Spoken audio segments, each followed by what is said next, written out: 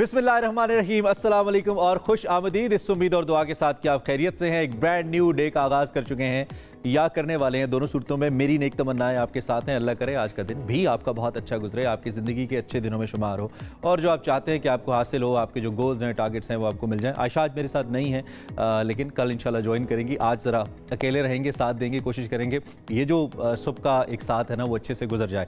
तो बहुत बड़ी बड़ी इंपॉर्टेंट खबरें भी आ गई हैं पाकिस्तान के अंदर। कुछ नई कानून साजियाँ भी हो गई हैं कोर्ट्स के हवाले से, सियासत के हवाले से।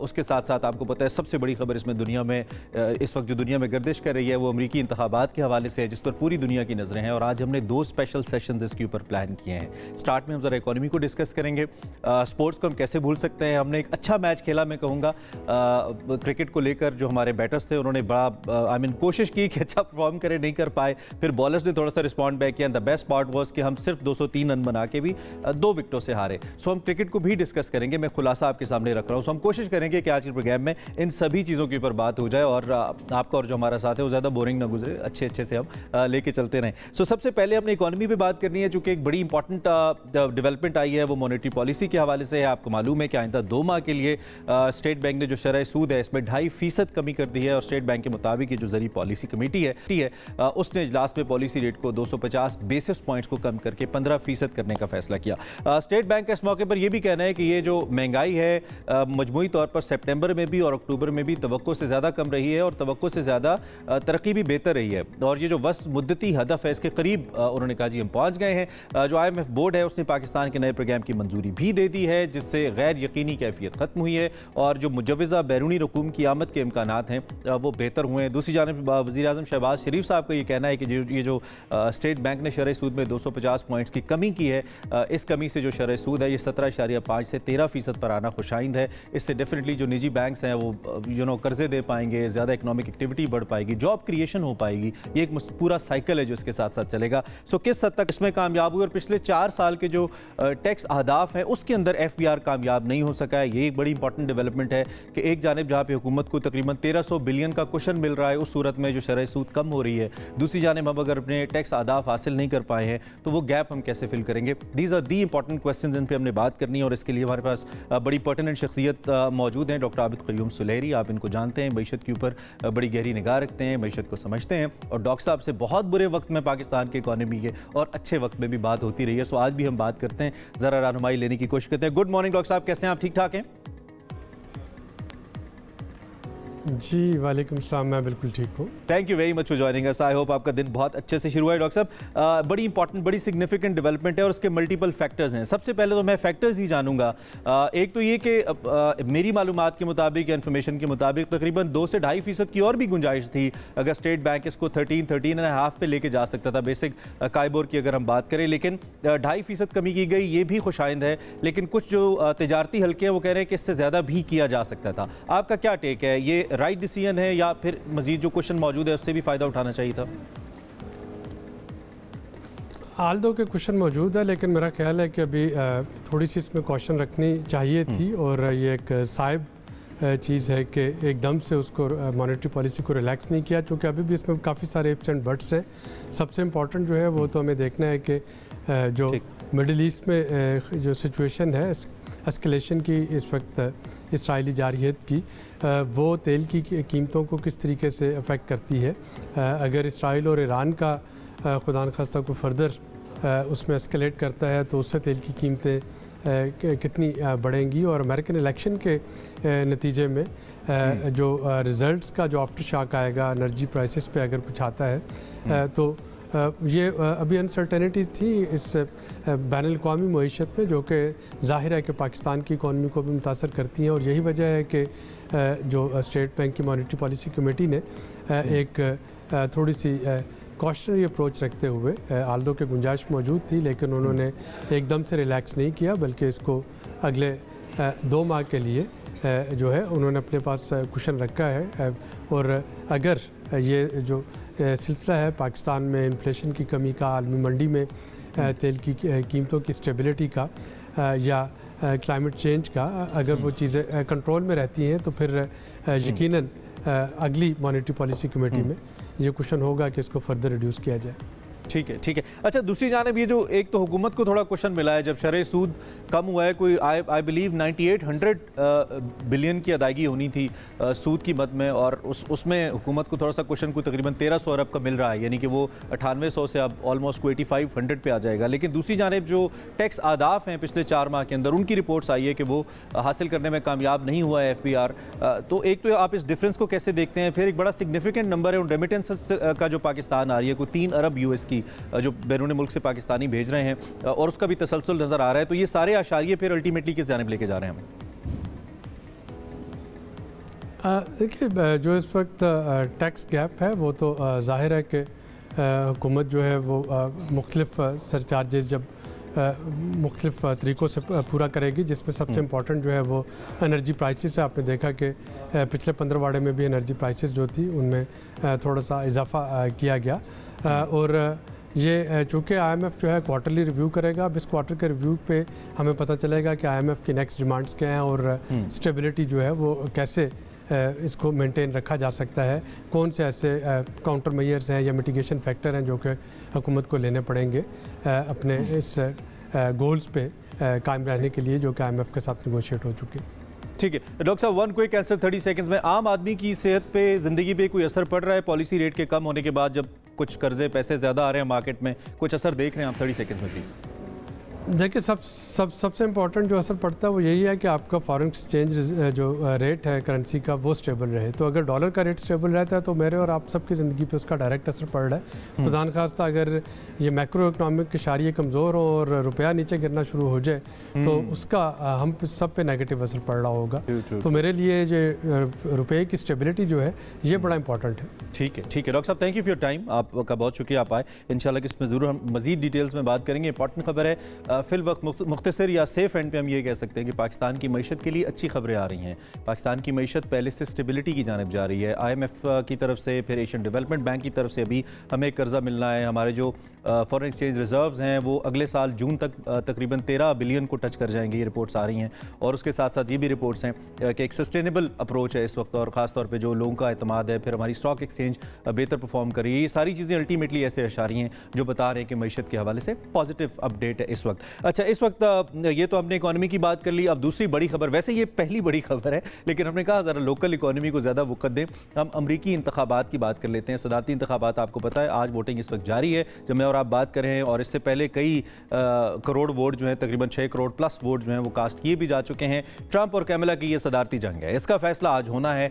जो पोल्स हैं वो कुछ और कह रहे हैं, जो सेंटिमेंट है वो कुछ और कह रहे हैं, और जो पंडित हैं वो कुछ और कह रहे हैं। कबल इस वक्त वोटिंग में 8 करोड़ अफराद ने पहले ही आई बिलीव वोट डाल दिया है। जो नए सदर हैं, इसके साथ साथ सेनेट और जो ऐवान नुमाइंदगान है, कांग्रेस है, उनका भी इस वक्त इंतखाब किया जा रहा है। जो अमरीकी ऐवान नुमाइंदगान है, इसकी तमाम 435 सेनेट की 100 में से 34 नशस्तों पर चुनाव है, और जो 7 स्विंग स्टेट्स हैं आपको पता है उनका बड़ा फैसला कुन किरदार है, और उनका बड़ा मुख्तसर इलेक्टोरल कॉलेज है जो कि डिसाइड करता है कि किसको कौन सदर हो सकता है, और उसके ओबियसली मुस्तकबिल पर बड़े गहरे असरात मुरतब करता है। सो जो मुख्तलिफ लोग हैं, खासतौर पर एज ऑफ टोल्ड जो पंडित हैं, वो कह रहे हैं कि Kamala Harris going to be the next US president. मुख्तलिफ पेशगोइयाँ हैं जो सामने आ रही हैं, और एक साहब है जिन्होंने 10 में से 9 पेशगोइयाँ अपनी ठीक की थी। उनके मुताबिक जनाब Kamala Harris is going to be the next president. मोरिक क्लीचमैन उनकी पेशगोई है। इसके अलावा ट्रंप की 2016 के हवाले से जो पेशगोई की गई थी, ट्रंप के हवाले से उन्होंने जीत की पेशगोई की थी, उन्होंने, उनका नाम है थॉमस मिलर। वो कहते हैं कि इस दफ़ा Kamala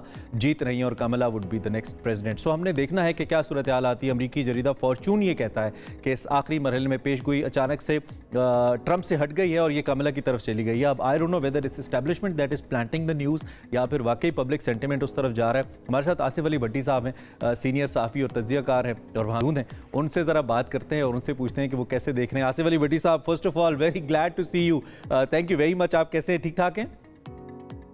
After a long time, I am just watching you, माशाल्लाह. Thank you so very much. आपके तमाम नाज़रीन को सुबह बखैर और अस्सलाम वालेकुम। So pleasure to have you. Asif भाई, सबसे पहले तो हमें बताइए कि ये जो एकदम से सेंटिमेंट चेंज होता नज़र आ रहा है, या एकदम से जो तकरीबन सभी राय जो है वो कमला के हक में आ रही हैं, इसकी बुनियादी वजह क्या वाकई पब्लिक सेंटिमेंट है?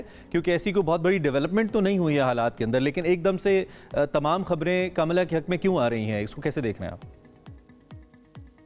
देखिए, अमेरिका के ये इंतखाबात तारीखी लिहाज से बड़े ही इम्पोर्टेंट हैं और एक नई तारीख रकम होने जा रही है, चाहे वो ट्रम्प जीते, एक सदारत मुकम्मल करने के बाद दूसरा मौका उन्हें नहीं मिला और तीसरी दफा वो इलेक्शन लड़ रहे हैं। 2016 में मरे थे, 2020 में हारे और फिर अब 2024 में इलेक्शन लड़ रहे हैं, जबकि अमेरिका की हिस्ट्री में कोई खातून कभी सदर नहीं रही हैं। तो ये भी एक नया तजर्बा होगा अमरीकियों के लिए कि खातून सदर जो है वो अगर वो जीतती हैं तो उसका एक्सपीरियंस करेंगे। आपने कहा कि कोई तब्दीली नहीं आई है, तब्दीलियां बहुत आई हैं। मैं उस इदारे से भी बहुत करीब हूँ जो कि इस सारे सर्विस को मॉनिटर कर रहा है। रात तक आप देखिए कि ये आखिरी दिन था, यानी 4 नवंबर और 5 नवंबर दिन है इंतखाबी मैदान लगने का, जो कि आपसे कुछ देर बाद शुरू होने जा रहा है। उसमें जो स्विंग स्टेट्स हैं, that is the most important element for these elections.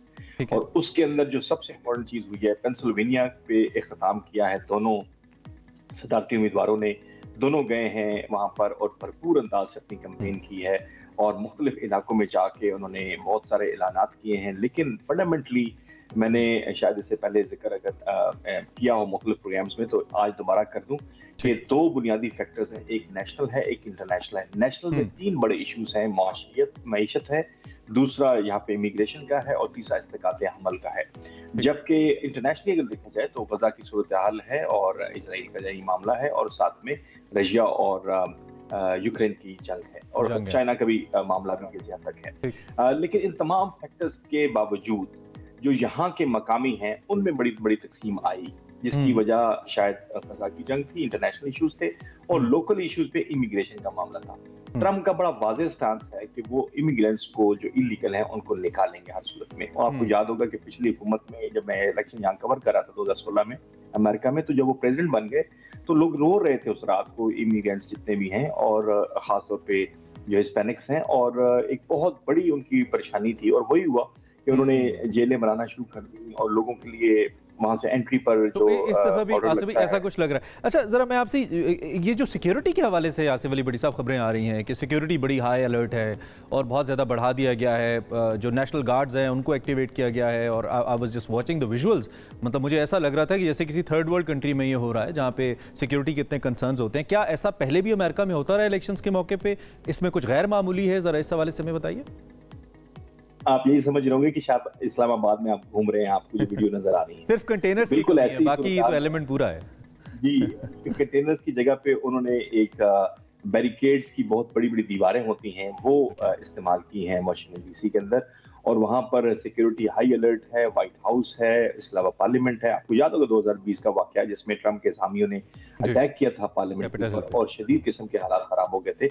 और पूरी दुनिया में आपको याद होगा अफ्रीकन एक अखबार ने लिखा था कि इस जैसा बनाना रिपब्लिक की तस्वीर लगाकर। तो ये अमेरिका के अंदर अब हालात बदल गए हैं। वही चीज जो कि हमें एशियन कंट्रीज में नजर आती है, खासतौर पर पाकिस्तान में रिएक्शनरी पॉलिटिक्स जो है वो स्टार्ट हो चुकी है और ये खदशा मौजूद है। और इस वक्त जो मेरे पास इत्तलात हैं 32 स्टेट्स ऐसी हैं अदर देन इंक्लूडिंग ये जो 7 स्विंग स्टेट्स हैं, यहाँ पर सिक्योरिटी बीफ अप की गई है और ये अलर्ट किया गया है सिक्योरिटी फोर्सेस को।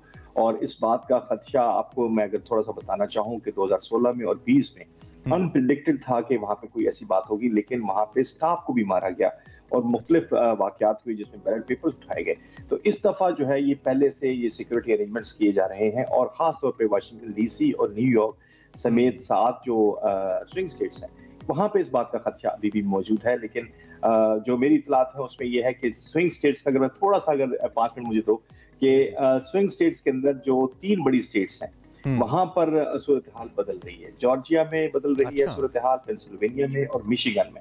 और वहां पे मैं आपको बताऊं कि क्योंकि उनके वोट ज्यादा है, मेरे पास अभी लेटेस्ट अभी थोड़ी देर पहले जो इंपॉर्टेंट इंफॉर्मेशन आई है, जॉर्जिया के इलेक्टोरल वोट्स हैं 11 और वहां पर जो इस वक्त तादाद है जो वोट कास्ट हुए हैं प्राइमरीज में और उसके बाद फिर अर्ली वोटिंग में, उसका जो नतीजा सामने आ रहा है उसमें कैमला हैरिस ऊपर आ गई। अच्छा, फिर उसके बाद जो दूसरा जो इम्पोर्टेंट है मिशिगन, जिसने पहले भी इस स्विंग स्टेट में जो है ना हालात बदल के रख दिए थे और ओवरनाइट सारा कुछ बदल गया था और ट्रम्प सदर बन गए थे। वहां पे भी इस वक्त कैमला के जो नंबर्स हैं वो 2 पॉइंट्स ऊपर है।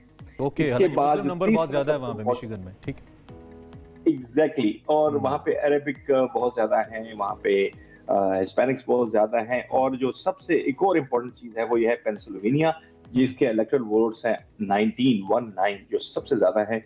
और वहां पे ये इतला मिल रही है अभी कि वहां पे भी जो इस्तिकात हमल का मामला है, खवातीन ने बहुत बड़ी तादाद में वहां वोट किया है। और ये कैमला हैरिस ने इंसानी हुकूक को मद्देनजर रखते हुए ये नारा बुलंद किया है कि ये खवातीन की मर्जी होनी चाहिए कि वो इस्तिकात हमल चाहती हैं या नहीं चाहती हैं। तो खवातीन इस वक्त चूंकि जैसे पाकिस्तान में 51% है या 50% है, अमेरिका के अंदर भी जो वोटर्स की तादाद उसमें 52% जो है वो खवातीन है ऑलमोस्ट। आई हैव हर्ड कि this abortion matter was a great factor जो कि रोल प्ले कर रहा था खवातीन को लेकर। अमेरिका में एक बड़ा आम मसला है। मुझे कल किसी फ्रेंड ने मैसेज किया स्पेशली कि आप जब भी इसको डिस्कस करें तो this is an important message, आप इंपॉर्टेंट फैक्टर इसको जरूर डिस्कस करें। क्विकली आसिफ भाई, बड़ा आपने अच्छे से एनालिसिस हमारे सामने रखा। इन लास्ट 30-40 सेकंड्स किसने ज्यादा इंप्रेसिव कैंपेन चलाई है आपके ख्याल में? चूंकि कैमला का ये पहली दफा थी being the presidential candidate, Trump पहले कर चुके हैं, मकबूल भी हैं, तो किसकी ज्यादा जो कैंपेन है वो इंप्रेसिव रही है? क्योंकि दुनिया की तवील तरीन कैंपेन होती है अमेरिकी सदर की इंतखाबी कैंपेन। यहाँ पे आपके लिए इतला दे दूं कि लेटेस्ट फिगर्स ये कह रहे हैं कि 49% है कैमला हैरिस और 48% है ट्रंप। बिल्कुल लेटेस्ट अभी तक की जो इतलात हैं। और उसके बाद ये नहीं, यहाँ पे आपको अंदाजा हो सकेगा कि वो कहाँ खड़ी है। दूसरा, आपने कैंपेन का पूछा, तो ये बड़ा ही इंपॉर्टेंट था इस लिहाज से कि कैमला वाइस प्रेसिडेंट भी हैं। उन्होंने ओबामा के दौर में भी बड़ा अहम किरदार अदा किया, उस वक्त भी उनके एडमिनिस्ट्रेशन में थी। फिर उसके बाद जब डेमोक्रेट्स की दोबारा हुकूमत आई तो बाइडन के साथ उन्होंने बड़ा काम किया क्लोजली, और खामोश नहीं है। लेकिन उन्होंने इसके बावजूद, एक खातून होने के बावजूद, उन्होंने यंगस्टर्स के ऊपर काम किया। और मैं यहाँ पे ये फैक्टर बता दूं कि जैसे पाकिस्तान में 60% यूथ है, अमेरिका के अंदर भी जो यूथ है इस वक्त वोटर्स में वो तकरीबन ऑलमोस्ट 50% के करीब है। और मुझे इत्तला है कि 4.7 यानी कि 4.5 करोड़ जो वोटर्स हैं वो नौजवान हैं, जिनके पास हाथ में मोबाइल है, जिनके पास टेक्नोलॉजी है, जिनके पास इंफॉर्मेशन है, जिनके पास सोशल मीडिया है। वो मुसलसल राब्ते में रहते हैं, उनको पता है क्या कौन कह रहा है। लेकिन इस सारी सूरत हाल के अंदर जो कैमला है उन्होंने फोकस किया यूनिवर्सिटीज में, कॉलेजेस में। और आसिफ भाई, वैसे तो this is something very personal to ask vote के हवाले से, लेकिन चूंकि पाकिस्तान का वोट नहीं है, अमेरिका का, if you had to vote then who would have to, आप किसके लिए करते हैं वोट? ये तो बड़ा ही सीक्रेट सवाल आप पूछ रहे हैं मुझसे। यदि आप समझते हैं कि मैं अपना वोट डालने से पहले आपको बता के जाऊं, मैं ऐसा नहीं करूंगा। अमेरिका तो अमेरिका शायद ऐसा हो जाए। ट्रंप वाले बहुत मारेंगे, जैसे आप वहाँ पे नाम ही ले सकते हैं ना। ठीक है हमारे this was on a lighter note. Thank you very much. Thank you very much, आप हमारे साथ मौजूद रहे। हम आपने हमें बताया, इंशाल्लाह बात करते रहेंगे, जानते रहेंगे। हमारी कोशिश है कि हम डिफरेंट एंगल से आप तक पहुंचाएं। इस वक्त जो लेटेस्ट अपडेट हमें आसिफ अली भट्टी साहब ने दी है वो 48 और 47 की है। 48% for Kamala Harris and 47 for Trump. और इसके अलावा जो कुछ स्विंग स्टेट्स हैं उसके बारे में उन्होंने कहा है कि कमला के हक में अच्छी खबरें आ रही हैं, इन पर्टिकुलर मिशिगन, जहाँ पे आई बिलीव ट्रंप गए भी थी, अरबिक कम्युनिटी से मिले भी थे, हमने इसका तस्करा किया था। वहाँ पे 2.5 मिलियन रजिस्टर्ड मुस्लिम वोटर्स मौजूद हैं जो कि वोट कर सकते हैं। तो एक बहुत बड़ी राय बनाने के लिए बड़ी तादाद है मुसलमान वोटर्स की जो कि मिशिगन के अंदर डिसाइसिव फैक्टर हो सकती है। खैर जनाब, इस पर हम बात करते रहेंगे, अगले सेशन में भी बात करेंगे और डिफरेंट पहलू पे आएंगे ज़रा, क्योंकि it's a very important news. फिल वक्त हम एक और अहम खबर की जानिब बढ़ते हैं और वो है लाहौर के अंदर स्मोक का मसला। दुनिया के आलूदा तरीन शहरों की फहरिस्त में दिल्ली के बाद दूसरे नंबर पर है आज लाहौर। और स्मोक जो है वो वी बिलीव शहरियों की ज़िंदगी को बहुत तंग कर रहा है। बहुत से लोग रिपोर्ट कर रहे हैं, बता रहे हैं। इस वक्त जो एयर क्वालिटी इंडेक्स है उसने मुख्तलिफ इलाकों में तशवीशनाक हदें अबूर कर ली हैं। और ख़ास तौर पर अगर हम डिफेंस की बात करें, DHA फेज़ 8 की बात करें, सैयद मरातब अली रोड की बात करें, ये इलाके शदीद मुतासिर हैं। और मेरे लिए हैरान कुन भी है क्योंकि DHA फेज़ 8 का जो इलाका है ये कंपैरेटिवली खुला इलाका है, यहाँ पे इतनी ज़्यादा ट्रैफिक उस तरह से नहीं होती जैसे अंदरून शहर में। लेकिन शायद चूँकि ये बॉर्डर के नज़दीक है तो एक वजह हो सकती है, क्योंकि बेदियाँ के बिल्कुल पास ही आता है, तो एक वजह हो सकती है कि यहाँ पर स्मोक ज़्यादा हो। बहरहाल जो महकमा माहौलियात है या महकमा मौसमियात है वो इस हवाले से रिपोर्ट कर रहा है कि ये संगीन खतरा है। जो ग्रीन लॉकडाउन है वो इम्पोज किए गए हैं शहर के मुख्तलिफ इलाकों के अंदर और मुख्तलिफ तदाबीर भी इख्तियार की जा रही हैं। इसके अलावा जो स्मोक के मनफी असरात इनको कम करने के लिए लाहौर में जो प्राइमरी स्कूल्स हैं उनको 9 नवंबर तक बंद कर दिया गया है, जबकि फ्राइडे एंड संडेज, जुम्मे और इतवार को जो शहर है यहाँ पे हैवी गाड़ियों के एंट्री पर भी पाबंदी आयद कर दी गई है। इस वक्त लाहौर से हमारे नुमाइंदे अली रज़ा हमें ज्वाइन कर रहे हैं, उनसे ज़रा बात करते हैं और उनसे ताज़ा तरीन अपडेट ले लेते हैं। एक तो अली से खुद पूछते हैं कितना मैंने स्मोक को। अली गुड मॉर्निंग, आवाज़ आ रही है?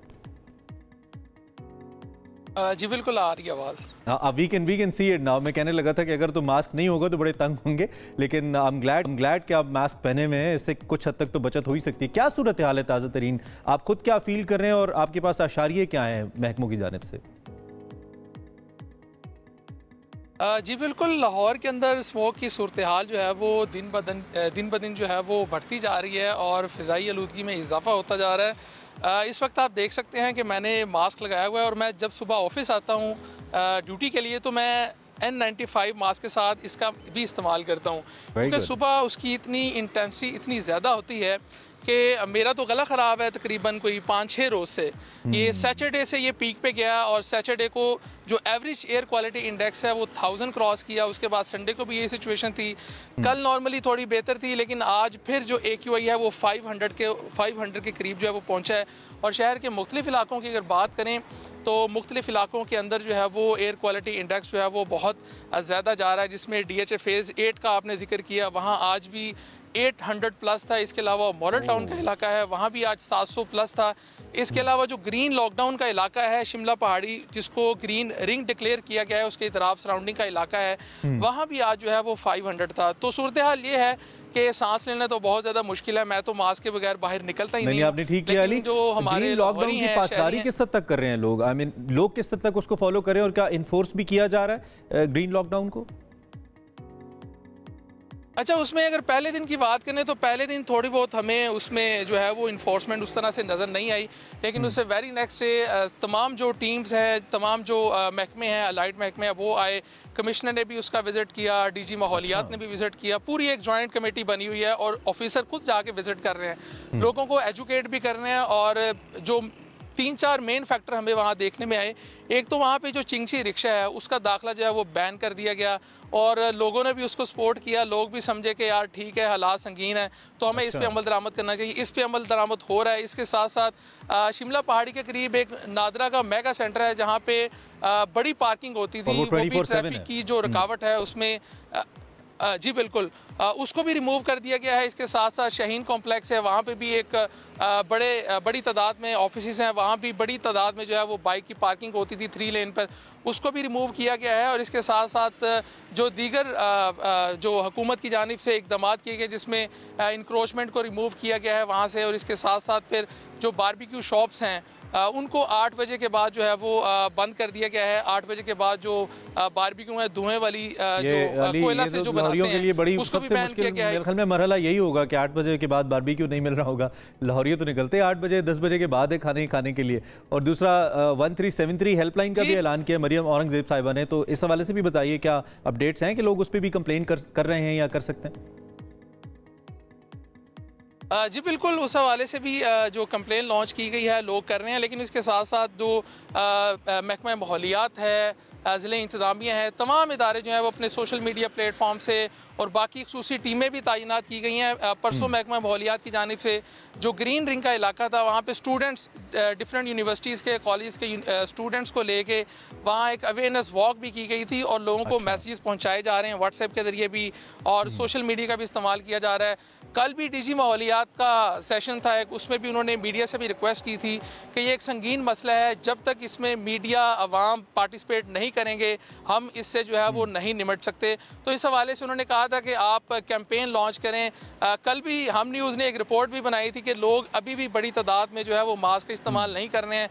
लाहौर में इतनी ज़्यादा सूरत हाल संगीन हो चुकी है कि मास्क के बगैर निकलना आपकी सेहत के लिए जो है वो बहुत ज़्यादा नुकसानदेह है। ना सिर्फ ये आपके गले के लिए प्रॉब्लम कर रहा है बल्कि आंखों में भी इन्फेक्शन हो रहा है। तो मैं तो यूज़ कर रहा हूँ मेरे सर आप तो अच्छा कर रहे हैं, बल्कि ये बड़ा सिंबॉलिक है कि आप लाहौर से हमारे साथ हैं और लोगों को करना चाहिए। लेकिन हमने देखा यहाँ पे लोग कोरोना के अंदर मास्क यूज़ नहीं कर रहे थे, स्मोक को तो शायद इतना ना समझें, बट आई पर्सनली फील कि आपको आते जाते खांसी होती है, सांस लेने में दुश्वारी होती है, गाड़ी की शीशे बंद हो तब भी सांस में मसला होता है इन दिनों में लाहौर के अंदर। तो क्या लोगों ने बाहर निकलना बंद किया है इस मौके पर या आप भी बच्चों को बाइक्स के ऊपर लेके घूम रहे हैं? क्योंकि हुकूमत ने तो इसीलिए छुट्टी दी है कि घर पर रहें, कम से कम थोड़ा ये पैच गुजर जाए।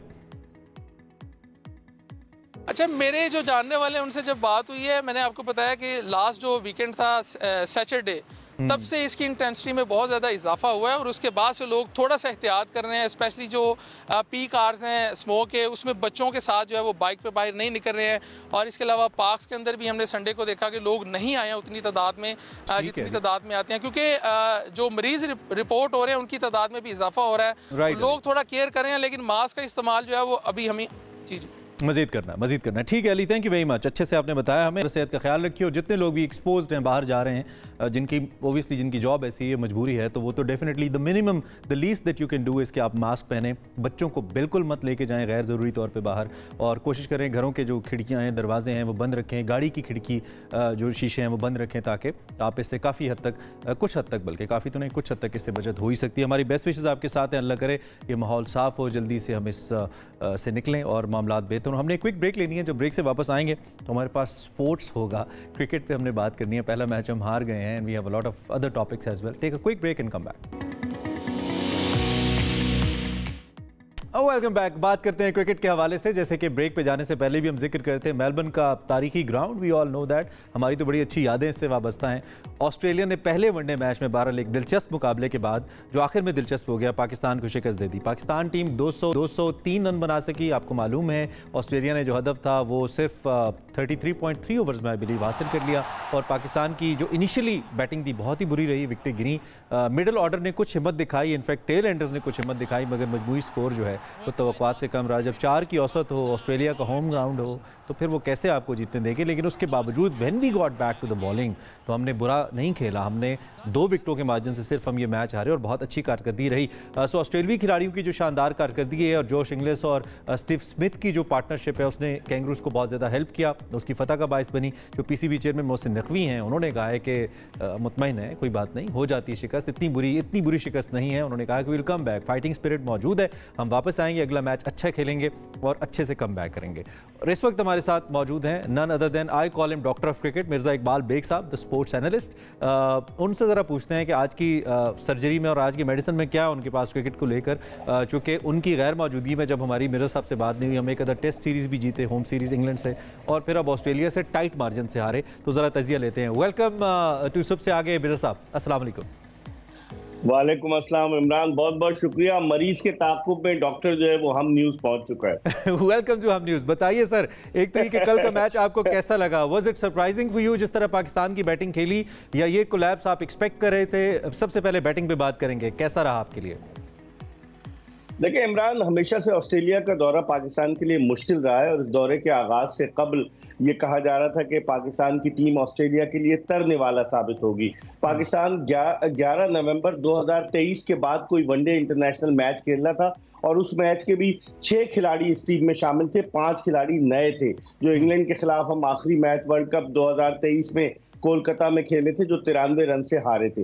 तो उसके बावजूद जिस तरह से परफॉर्म किया लड़कों ने, हैट्स ऑफ टू देम, कि जबरदस्त उन्होंने फाइट किया। बैटिंग आपकी अभी भी वल्नरेबल है, क्योंकि आपका जो ओपनिंग पेयर है जिसमें बड़ी तनकीद हो रही है, लेकिन मैं समझता हूँ उसे एक मौका मिलना चाहिए। अब्दुल्ला शफीक और साइम अयूब का ओपनिंग पेयर गुज़िश्ता 13 इंटरनेशनल इनिंग्स में, जो इंटरनेशनल मैचेस जिसमें टेस्ट, वनडे, T20 वगैरह शामिल है, उसमें सिर्फ 99 रन मजमूई तौर पर बना पाए, और उनका तकरीबन 7 का एवरेज है। तो आप अंदाजा लगाएं कि ओपनिंग पार्टनरशिप आपकी चल नहीं पा रही, और वो बेस होती है। अब आपकी ओपनिंग पार्टनरशिप नहीं चल पा रही, तो उसके बाद, और फिर जिस तरीके से कामरान गुलाम को इन्होंने खिलाया, मेरी नजर में उसे ऊपर खिलाना चाहिए था, लेकिन उसको एक कमजोरी सामने आई है कि शॉर्ट पिच डिलीवरीज पर, शायद शॉर्ट पिच डिलीवरीज पर अगर कामरान गुलाम जो है वो इतने वल्नरेबल है, तो फिर आपने सऊद शकील को इसी बेस पर बाहर किया। हालांकि मैं समझता हूँ Saud Shakeel should have been in the squad, उसने सेंचुरी भी की थी आखिरी टेस्ट में, और वो मिडिल ऑर्डर में फंस कर खेलता है। आपकी टीम पूरे 50 ओवर नहीं खेल पाती, आपने देखा 50 ओवर से पहले ही हम आउट हो गए। तो मेरे ख्याल में बैटिंग में हमें प्रॉब्लम है, और रिजवान और बाबर के गिर्द बैटिंग रिवॉल्व कर रही है। अब देखते हैं कि अगले मैच में जो जुमे को एडिलेड में क्या होता है। बाबर भी कल थोड़ा सा उन्होंने रेजिस्ट तो किया, लेकिन अपना ड्यू रोल प्ले नहीं कर पाए जो उनको करना चाहिए था, बीइंग द सीनियर बैटर। अच्छा, आपने चूंकि ओपनर्स की बात की है, तो हम इतने सारे एक्सपेरिमेंट्स तो कर चुके हैं, फ्रॉम रिजवान टू बाबर, इससे पहले हम बहुत सारे एक्सपेरिमेंट कर चुके हैं। अब साइम एक ओपनिंग बैटर हैं, इब्तदाई तौर पर आते हैं, हार्ड हिटर हैं। इसी तरह आपने अब्दुल्ला की बात की, तो ओपनिंग में हमारे पास ये as a player, as profile तो ये दोनों लड़के ठीक हैं, लेकिन क्या मजीद कोई एक्सपेरिमेंट फिर करें, चेंज करें इसको हम? देखें, लोगों ने तो ये शुरू कर दिया है, एक लॉबी ने काम करना शुरू किया, निकालो, ऐसे थोड़ी निकाला जाता है। एक लड़के पर आप इन्वेस्ट कर रहे हैं, उसको खिलाएं। साइम अयूब ने टेस्ट में भी 70 ऑड रन किए हैं, T20 में भी एक नेट सेंचुरी बनाई है। पहला वनडे खेल रहा था, आप एकदम से और ऑस्ट्रेलियाई कंडीशन में जाकर एडजस्ट करना मुश्किल काम होता है। लेकिन मैं समझता हूँ अभी कोई तजुर्बा करना नहीं चाहिए इमरान, इनको कम से कम 1-2 मैचेस और खिलाएं और उसके बाद देखें। फखर जमान को चूंकि आप घर पे छोड़कर गए आराम करने के लिए, तो फखर जमान की कमी सबको बड़ी शिद्दत से महसूस हो रही है मिर्जा साहब इस मामले में। जी हाँ बिल्कुल, अब क्या करें, हाँ खिलाने की अप्रोच। लेकिन फिर ये देखें ना, इमामुल हक भी जो है वो भी नहीं सेलेक्ट हुए। आपका कॉम्बिनेशन थोड़ा ऐसा बना कि जीत की खुशी में, कहते हैं कि जीत के जो है ना, जीत के बहुत सारे बाप आ जाते हैं और शिकस्त यतीम होती है। तो हम जब इंग्लैंड के खिलाफ जब हम जीते तो उसके बाद सारी खामियां छुप गई। हमने टीम का भी ऐलान कर दिया, सेंट्रल कॉन्ट्रैक्ट भी दे दिया, खिलाड़ी चले भी गए। अब हमें एहसास हो रहा है कि ओपनिंग में हमें एक तजुर्बाकार खिलाड़ी की जरूरत थी। इसमें Abdullah Shafique out of form है, ठीक है, जिसमें आपने फखर का भी जिक्र किया और आपने इमाम का भी जिक्र किया, दोनों हमारे स्पेशलिस्ट ओपनिंग बैटर्स हैं, नो डाउट। अच्छा, दूसरी जानिब जहां पे हम हार की बात कर रहे हैं ओबियसली, और आपने कहा कि हार का कोई बाप नहीं होता, हार यतीम होती है, उसी जगह पे हमने देखा कि हमारा जो बॉलिंग अटैक था, एक तो नसीम नीचे आके बड़ा अच्छा खेले, 4 छक्के मार गए, उन्हीं बॉलर्स को जिनसे हमारा टॉप ऑर्डर आउट हो रहा था, ये मुझे समझ नहीं आई, ये भी मुझे जरा समझा दें। और दूसरा फिर हमारी जो बॉलिंग है उसने अच्छा कम बैक किया, हारिस का अच्छा कम बैक था, हारिस का ट्रैक रिकॉर्ड ऑस्ट्रेलिया के खिलाफ वैसे अच्छा भी रहा है, मेलबर्न बड़ा रास है उनको, तो उस पर भी जरा कॉमेंट करें। देखें, जब इंसान पे बुरा वक्त आता है और उसे जाने का खदशा, डर लगा रहता है कि कहीं मैं हर घड़ी धड़का लगा रहता है खो जाने का, मोहसिन भोपाली ने कहा ना, तो फिर उस सूरत में आदमी जो है उसमें नई एनर्जी आती है कि now I have to perform. और नसीम शाह बैटिंग बुरी नहीं करते, वो नेट में भी बैटिंग करते रहे, और हमारे जो बैट्समैन थे टॉप ऑर्डर और मिडिल ऑर्डर वो अंडर प्रेशर थे ऑस्ट्रेलियाई बॉलिंग से, और नसीम शाह का कुछ स्टेज पर नहीं था। जब उन्होंने मारना शुरू किया तो फिर क्या उन्होंने पिटाई की, 4 छक्के उनकी इनिंग्स में 40 रन की। तो उस लिहाज से देखा जाए नसीम शाहीन शाह अफरीदी झटका खाकर वापस आए। बाबर आजम को भी एक झटका लगा, ज्यादा बड़ा नहीं लगा, 240 वोल्ट का नहीं लगा, कम लगा, लेकिन वो भी वापस आए। तो इन सबको एहसास है इस बात का कि पाकिस्तान की ग्रीन कैप जब तक इनके सर पर सजेगी इनकी वैल्यू रहेगी, वरना उसके बाद टीम से बाहर आंख ओझल पहाड़ ओझल वाला हिसाब है, वही हिसाब हो जाएगा। और ये इनकी गैर मौजूदगी में अगरचे के आराम के नाम पर ही, लेकिन हमने कुछ नए प्लेयर्स को जो एक्सपेरिमेंट उनके ऊपर किया, आपके ख्याल में वो अच्छा रहा और वो इन प्लेयर्स के लिए कुछ हद तक इसको अलार्मिंग भी कह सकते हैं कि नहीं, there is always a replacement, हर वक्त किसी न किसी की रिप्लेसमेंट मौजूद होती है। अब इनको एहसास हुआ है आपके ख्याल में? इमरान देखें, आकिब जावेद ने 26 खिलाड़ियों को आजमाया है। आपको आवाज आ रही है मेरी? जी मुझे आ रही है, मैं सुन पा रहा हूँ आपको। मैं कह रहा हूँ आकिब जावेद ने जिम्बाब्वे और ऑस्ट्रेलिया के टूर के लिए 26 खिलाड़ियों को सिलेक्ट किया है। उनमें कुछ नए खिलाड़ी भी हैं, कुछ ऐसे हैं जिन्होंने डोमेस्टिक में परफॉर्म किया है। इस ओडीआई स्क्वाड में जो 15 रुकनी ओडीआई स्क्वाड है, इसमें 2 नए खिलाड़ी हैं, अरफात मिन्हाज जो लेफ्ट आर्म स्पिनर है, फैसल अकरम जो चाइनामैन बॉलिंग करते हैं, हसीबुल्ला पहले भी टीम में सेलेक्ट हो चुके थे, आमिर जमाल भी टीम में। तो तजुर्बात तो उन्होंने किए, ये तजुर्बात जो है जिम्बाब्वे के दौरे पर ज्यादा सूदमंद साबित होंगे बनिस्बत ऑस्ट्रेलिया के। ठीक है मेरे साहब, thank you very much for precious time.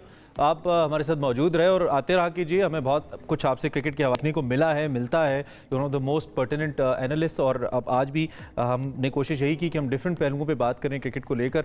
और पाकिस्तान ने इतना बुरा नहीं खेला है, क्रिकेट है, सारी बात है। किसी दिन अब जैसे इंडिया की टीम रिसेंटली न्यूजीलैंड के खिलाफ टोटली कोलैप्स कर गई, टेस्ट में एक मैच में भी की और फिर सीरीज में भी की, और उसमें सारे टॉप नॉच बैटर्स उनके और प्लेयर्स खेल रहे थे, तो ये हो जाता है। लेकिन पाकिस्तान ने अच्छा कमबैक किया। The main thing that I always consider is कि पाकिस्तानी टीम के अंदर फाइटिंग स्पिरिट रहना चाहिए, उनके अंदर कम रन्स करके भी फाइट बैक करने की सलाहियत रहनी चाहिए कि वो फाइट बैक करना चाहते हैं, और वो कल हमें नजर आया। अल्लाह करे अगला मैच अच्छा हो और अच्छे रिजल्ट्स के साथ हम उस पर बात कर रहे हों। खैर जी, वंस अगेन हम आगे बढ़ते हैं और हमने क्रिकेट की बात कर ली है, अब हम आपकी सेहत और उसके साथ जुड़ी कुछ इंटरेस्टिंग हकाइक के ऊपर बात करना चाहते हैं, खासतौर पे आपका जो ब्रेन है। दिमाग के 2 हिस्से हैं, वी ऑल नो, बायां हिस्सा और दायां हिस्सा। बायां हिस्सा जो है ये ज़्यादातर लॉजिक्स यानी मंतक वगैरह के ऊपर या साइंटिफिक जो थॉट्स हैं इसके ऊपर बात करता है। ये हिस्सा में ज़बान हो, मैथमेटिक्स हो, इसके अलावा मुख्तलिफ मसाइल का हल करना इनमें मदद देता है। जबकि किसी मसले को मंतक के ज़रिए हल करते हैं तो ये हिस्सा ज़्यादातर सरगर्म होता है, एक्टिव होता है। इसके बरक्स जो हमारा राइट पार्ट है, जो दायां हिस्सा है, इसका ताल्लुक तख्लीकी क्रिएटिव सलाहियतों से ज़्यादा होता है। तसव्वुर हो गए, जज्बात हो गए, एहसासात हो गए, ये उनको ज़्यादा समझता है। और जब हम फ़न मौसीकी की बात करते हैं, रूहानियत की बात करते हैं, उनमें ज़्यादा दिलचस्पी लेते हैं, तो it means our right side of brain is working more efficiently. जो ये दोनों हिस्से हैं, इनको मुतहरिक और फ़ाल कैसे किया जा सकता है, लेकिन यानी कि एट टाइम्स आप लॉजिकल भी रहें, आप फोकस्ड भी रहें और आप क्रिएटिव भी रहें, आप थोड़े तख़य्युलाती भी रहें। इसके लिए ख़ास तौर पर एक दिमागी वर्जिश है। आज हमने इस पर बात करनी है कि आप दोनों दिमागी हिस्सों को कैसे एक्टिव कर सकते हैं। हमारे साथ kids mind expert Aamir Ali साहब मौजूद हैं और इनके साथ आयान मौजूद हैं। इन दोनों से हम सीखने की कोशिश करते हैं बाय द एक्सपेरिमेंट की how it works. I hope कि मैंने सही तारुफ कराया टॉपिक का। अब हम मेहमानों की जानिब चलते हैं। अस्सलाम वालेकुम आमिर, हाउ आर यू? वालेकुम अस्सलाम, अल्लाह का शुक्र है, आप सुनाएं।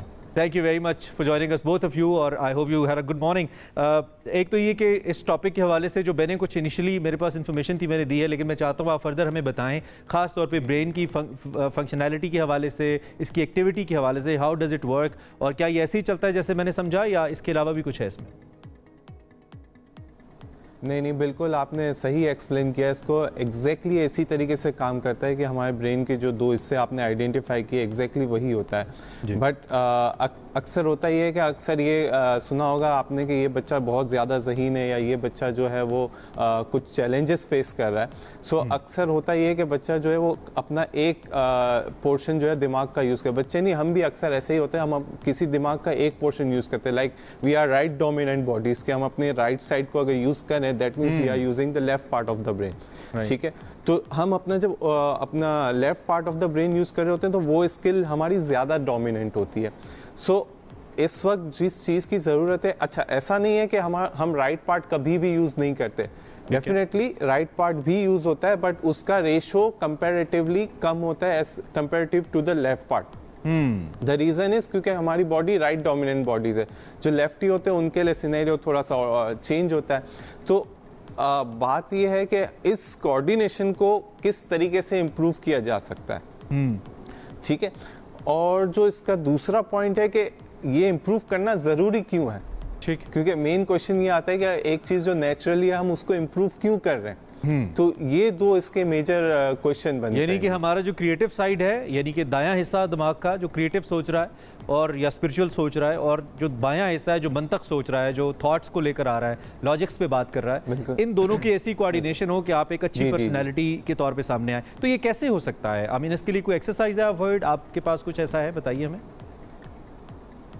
जी, ये अच्छा मैं थोड़ा सा करेक्ट करूँ, not only in the terms of personality but आपके जो डेली रूटीन की जो एक्टिविटीज होती है उसमें भी ये बहुत हद तक रिफ्लेक्ट करता है। अगर हम बच्चों के हवाले से इस बच्चों के हवाले से स्पेशली अगर हम बात करें तो बच्चों के अंदर तो इसका इम्पैक्ट बहुत ज्यादा नजर आता है, क्योंकि बच्चे जो एकेडमिक्स के अंदर जहाँ चैलेंजेस फेस कर रहे होते हैं उन चैलेंज वहाँ पर उनको बहुत इफेक्टिव आउटपुट दिखता है और वो उनका जो लर्निंग टाइम है वो मिनिमम टाइम के अंदर मैक्सिमम लर्न कर सकते हैं। अच्छा, अब इसकी जो एक्टिविटीज है, दे आर मल्टीपल एक्टिविटीज जिसके थ्रू इसको हम इम्प्रूव कर सकते हैं, जिसमें से एक एक्टिविटी जो कि बहुत फ्रूटफुल है और उसको बड़े आसानी से घर पे भी किया जा सकता है, जिसको हम कहते हैं बोथ हैंड राइटिंग या बोथ हैंड ड्राइंग, ठीक है। इसको बायलिटरल ड्राइंग भी कहा जाता है। इसमें होता है कि जो बच्चे हैं या जो परफॉर्म करने वाला वो दोनों हाथ से जो है वो इमेजेस को ड्रॉ करता है। ये ऐसा नहीं है कि कोई स्पेसिफिक इमेज है, कोई भी इमेज को ये ड्रॉ करता है। जब हम ड्रॉ कर रहे होते हैं, अगर आपने देखा हो इस तरीके से हम जब ड्रॉ करते हैं तो उसमें होता क्या है कि हमारी राइट पार्ट और लेफ्ट पार्ट साइमल्टेनियसली दोनों एक्टिव होता है। तो जब दोनों एक्टिव होता है तो इसका मतलब ये कि हमारी जो ब्रेन है वो मैक्सिमम फंक्शनलिटी की तरफ जा रहा है, ठीक है, क्योंकि दोनों राइट पार्ट भी एक्टिव है, लेफ्ट पार्ट भी एक्टिव है। मैंने नहीं देखा है कोई शख्स ऐसा इस एक्सपर्टी के साथ जो दोनों हाथों से एट टाइम्स कुछ ड्रॉ कर सकते हो। हम तो एक टाइम पे अगर लेफ्ट से वैसे भी लिखना पड़ जाए तो नहीं होता है, तो ये बहुत मुश्किल है। बजाय लगता है कि ये बिल्कुल ये मुश्किल है, but once you start doing it, इसकी कुछ सिंपल ड्राइंग है, like you start making the circle. आपने सर्कल बनाना शुरू किया, सर्कल के बाद आपने जो है वो ट्राइंगल और हेक्सागॉन्स वगैरह बनाना शुरू किए दोनों हाथों से। हमारे पास बच्चे हैं, कई सारे बच्चे हैं जो कि इसको प्रैक्टिस कर रहे हैं, इसका जो है वो फिजिकल आउटपुट नहीं है। आई वुड लव अगर लोग देखना चाहेंगे Phyan has got this skill, तो जरा इसका अमली मुजाहिरा हो जाए ताकि मुझ जैसे लोगों को यकीन आ जाए कि नहीं इट्स डूएबल। तो आमिर अगर आप हमें दिखा पाएं इस आयान कैन परफॉर्म इट। अच्छा अयान, इस वक्त अयान ये ड्रॉ करके तो नहीं दिखा सकते, लेकिन मैं इसके इम्पैक्ट्स आपके साथ जरूर शेयर कर सकता हूँ, because he is being doing maths program जो कि एबेकस मेंटल मैथ्स है, जो जिसके थ्रू इसका इम्पैक्ट आपको नजर आ सकता है कि इस टाइप की एक्टिविटीज करने से उनके क्या इम्पैक्ट्स हो सकते हैं। Okay okay, please do it. तो if you want so I can give you the demo. जी आप प्लीज दीजिए, वी सो वांट। अच्छा अयान है जो कि हमारे पास जो मैथ्स इसका जो इम्पैक्ट, जो मैथमेटिकल इम्पैक्ट भी आता है, ठीक है, अब उसकी वजह से अयान की परफॉर्मेंस कितनी इंप्रूव हुई है वो आप खुद अंदाजा लगाएंगे।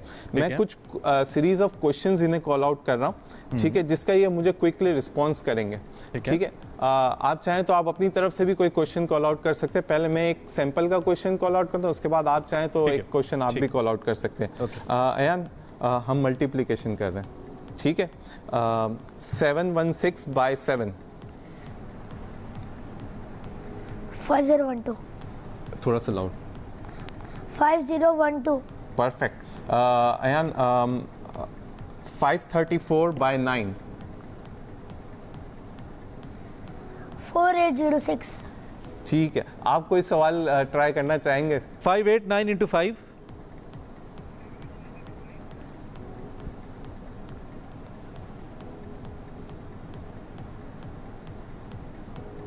117.8।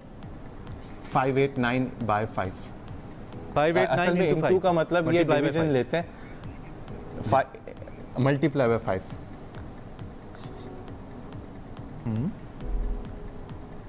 2945। Oh my God, he is correct. He is absolutely right. Great, Ayan. Wow.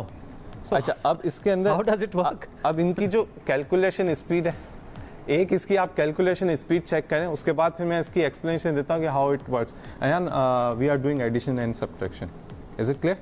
Can I call the question? Single digit, clear?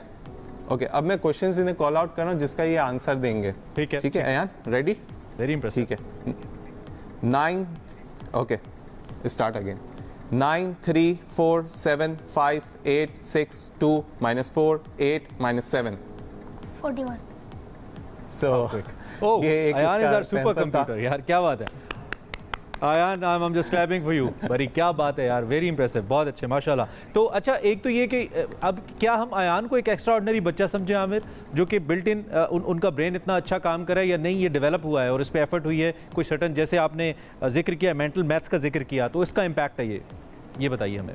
Ji exactly ऐसा ही है। जैसे हमने पहले स्टार्टिंग में डिस्कस किया, बोथ हैंड ड्राइंग, उसके बाद एक मेंटल मैथ्स की एक एक्टिविटी पूरी आ जाती है, ये उसका इम्पैक्ट है। अक्सर हम कहते हैं कि सिर्फ जो है वो गॉड गिफ्टेड बच्चे जो होते हैं वो इसको कर सकते हैं, ऐसा हरगिज़ नहीं। हमारे पास ऐसे कई सारे बच्चे हैं पाकिस्तान में जो कि इस चीज़ को परफॉर्म कर रहे हैं, और over the period of time, ये ऐसा नहीं आपने आज स्टार्ट किया कल से होना शुरू होगा, थोड़ा सा इसको वक्त लगेगा। मतलब आप जो है वो 8 to 9 मंथ्स के अंदर इसके आउटपुट्स देखना शुरू करेंगे। There is another concern critical thinking को लेकर, या ये जिस तरह अयान एक्ट कर रहे हैं, कुछ ऐसा भी वालिदैन के अंदर खदशा पैदा हो जाता है कि बच्चा ज़्यादा तखयलाती हो रहा है, every time he is calculating, looking at everything, और एक वो आम नॉर्मल लाइफ नहीं जी पा रहा, ऐसा फील होता है। हो सकता है मैं गलत कह रहा हूँ, क्या ऐसा होता है? प्लीज़ हमें बताइए, क्या ऐसे बच्चे, ऐसा तो नहीं है कि आम रूटीन से हट जाते हैं, एक नॉर्मल ह्यूमंस की तरह बिहेव नहीं करते, ज़्यादा क्रिटिकल हो जाते हैं? अच्छा, बाज़ोकात पेरेंट्स को ऐसा लगता है कि ये बच्चे जो है वो नॉर्मल ह्यूमन की तरह बिहेव नहीं कर रहे। उसका मेन रीज़न ये होता है क्योंकि हम उसको एवेल्युएट क्या कर रहे हैं, हम अपने माइंडसेट से एवेल्युएट करते हैं, ठीक है। अब उनका थॉट प्रोसेस बहुत क्विक हो गया, ठीक है, तो उनके लिए उस टाइप की एक्टिविटीज हमें फाइंड करके देनी होगी। अदरवाइज तो हमने बच्चों को उस लेवल पे तो पहुंचा दिया, बट उसके साथ वो एक्टिविटीज अगर नहीं होंगी तो आई डोंट थिंक कि वो उस तरीके से उसका आउटपुट आएगा। लाइक फॉर एग्जांपल, अगर स्कूल में जा रही हैं तो एक चीज को लर्न करने में इन्हें पहले आधा घंटा लगता था, अब 15 मिनट्स लग रहे हैं, तो रिमेनिंग 15 मिनट्स के लिए आपके पास इनके लिए फ्रूटफुल एक्टिविटी किया है। सो थिंक लाइक दैट, ठीक है। सो उसकी वजह से जो है वो आपने थोड़ी सी अपनी एक्टिविटी कुछ इस तरीके से प्लान करनी होगी कि जिससे वो जो आपने इसका स्किल सेट डेवलप कर दिया है, इनको प्रोडक्टिव एक्टिविटी में इन्वॉल्व करें, इनको कोई रिसर्च वर्क में डालें, इनको कोई साइंस एक्सपेरिमेंट करवाएं, खुद से ये चीजें एक्सप्लोर करके अपने आंसर्स। एक और बड़ा इंपॉर्टेंट सवाल है, अभी लास्ट 30 सेकंड्स, ये जो बच्चों की रीजनिंग स्किल होती है, सवाल करना होता है, कुछ लोग इससे तंग आ जाते हैं। आई पर्सनली बिलीव बच्चों को सवाल करना चाहिए और हमें उन्हें रिस्पॉन्ड करना चाहिए। आप भी एक एक्सपर्ट, क्विकली बता दें इसके ऊपर ये कितना जरूरी है और कैसे होना चाहिए।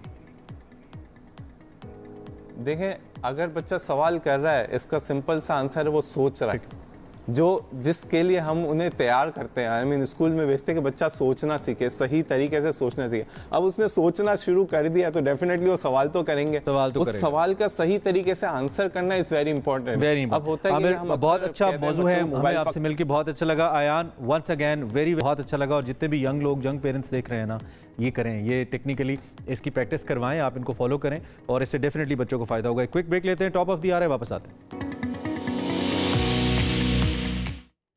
वेलकम बैक, यू वॉचिंग सबसे आगे। और सियासत के बगैर हमारा कोई शो मुकम्मल नहीं होता है, क्योंकि आप सब लोग सियासत देखना चाहते हैं, सियासत की बात सुनना चाहते हैं।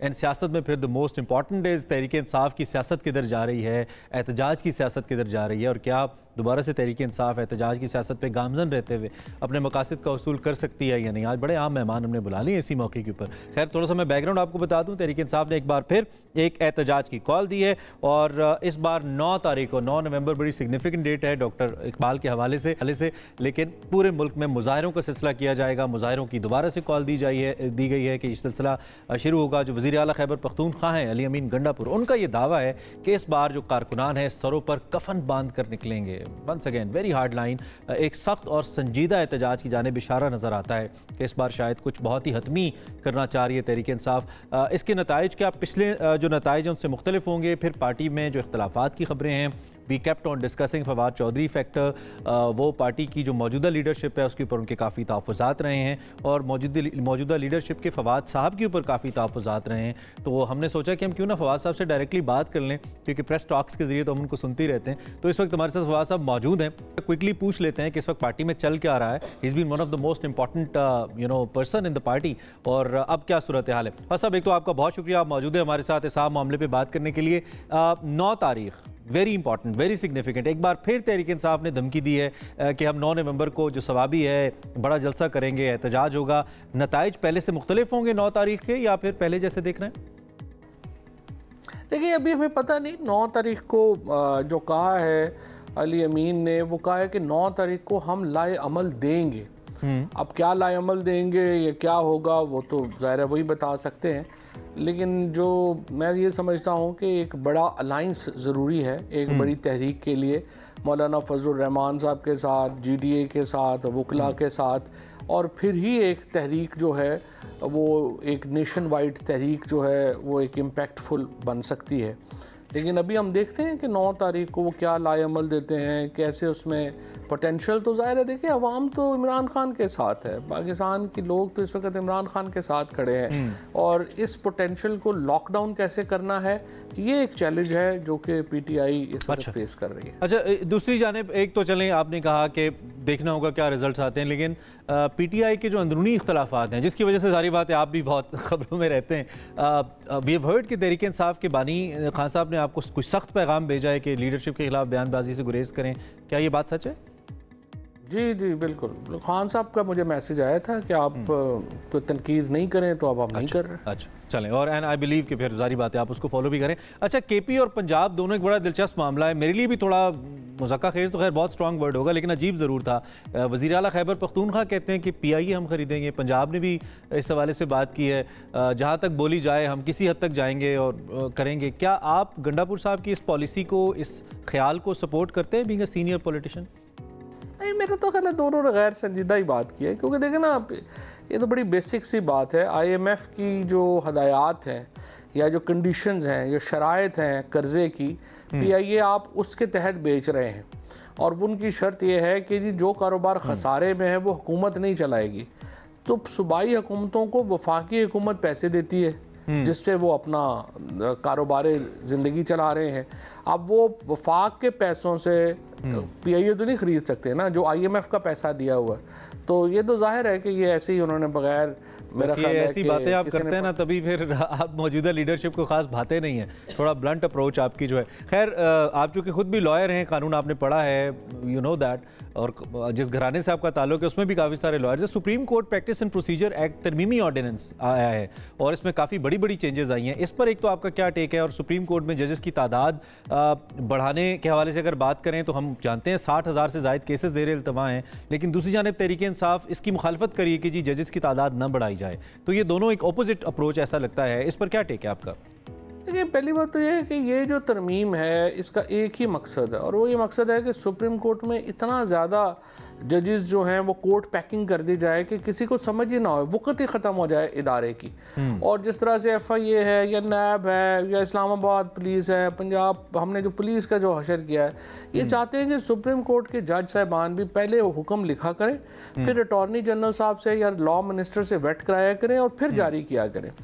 और ये जो कोशिश है जिसके नतीजे में वो बुनियादी तौर के ऊपर सुप्रीम कोर्ट को बतौर इदारा तबाह करना चाहते हैं, ये उसकी तरफ एक कदम है। और एक मुसलसल जो लेजिस्लेशंस आ रही हैं वो सुप्रीम कोर्ट को मती करने के लिए आ रही हैं, वरना देखिए ना दुनिया में सुप्रीम कोर्ट इस तरह तो नहीं होती।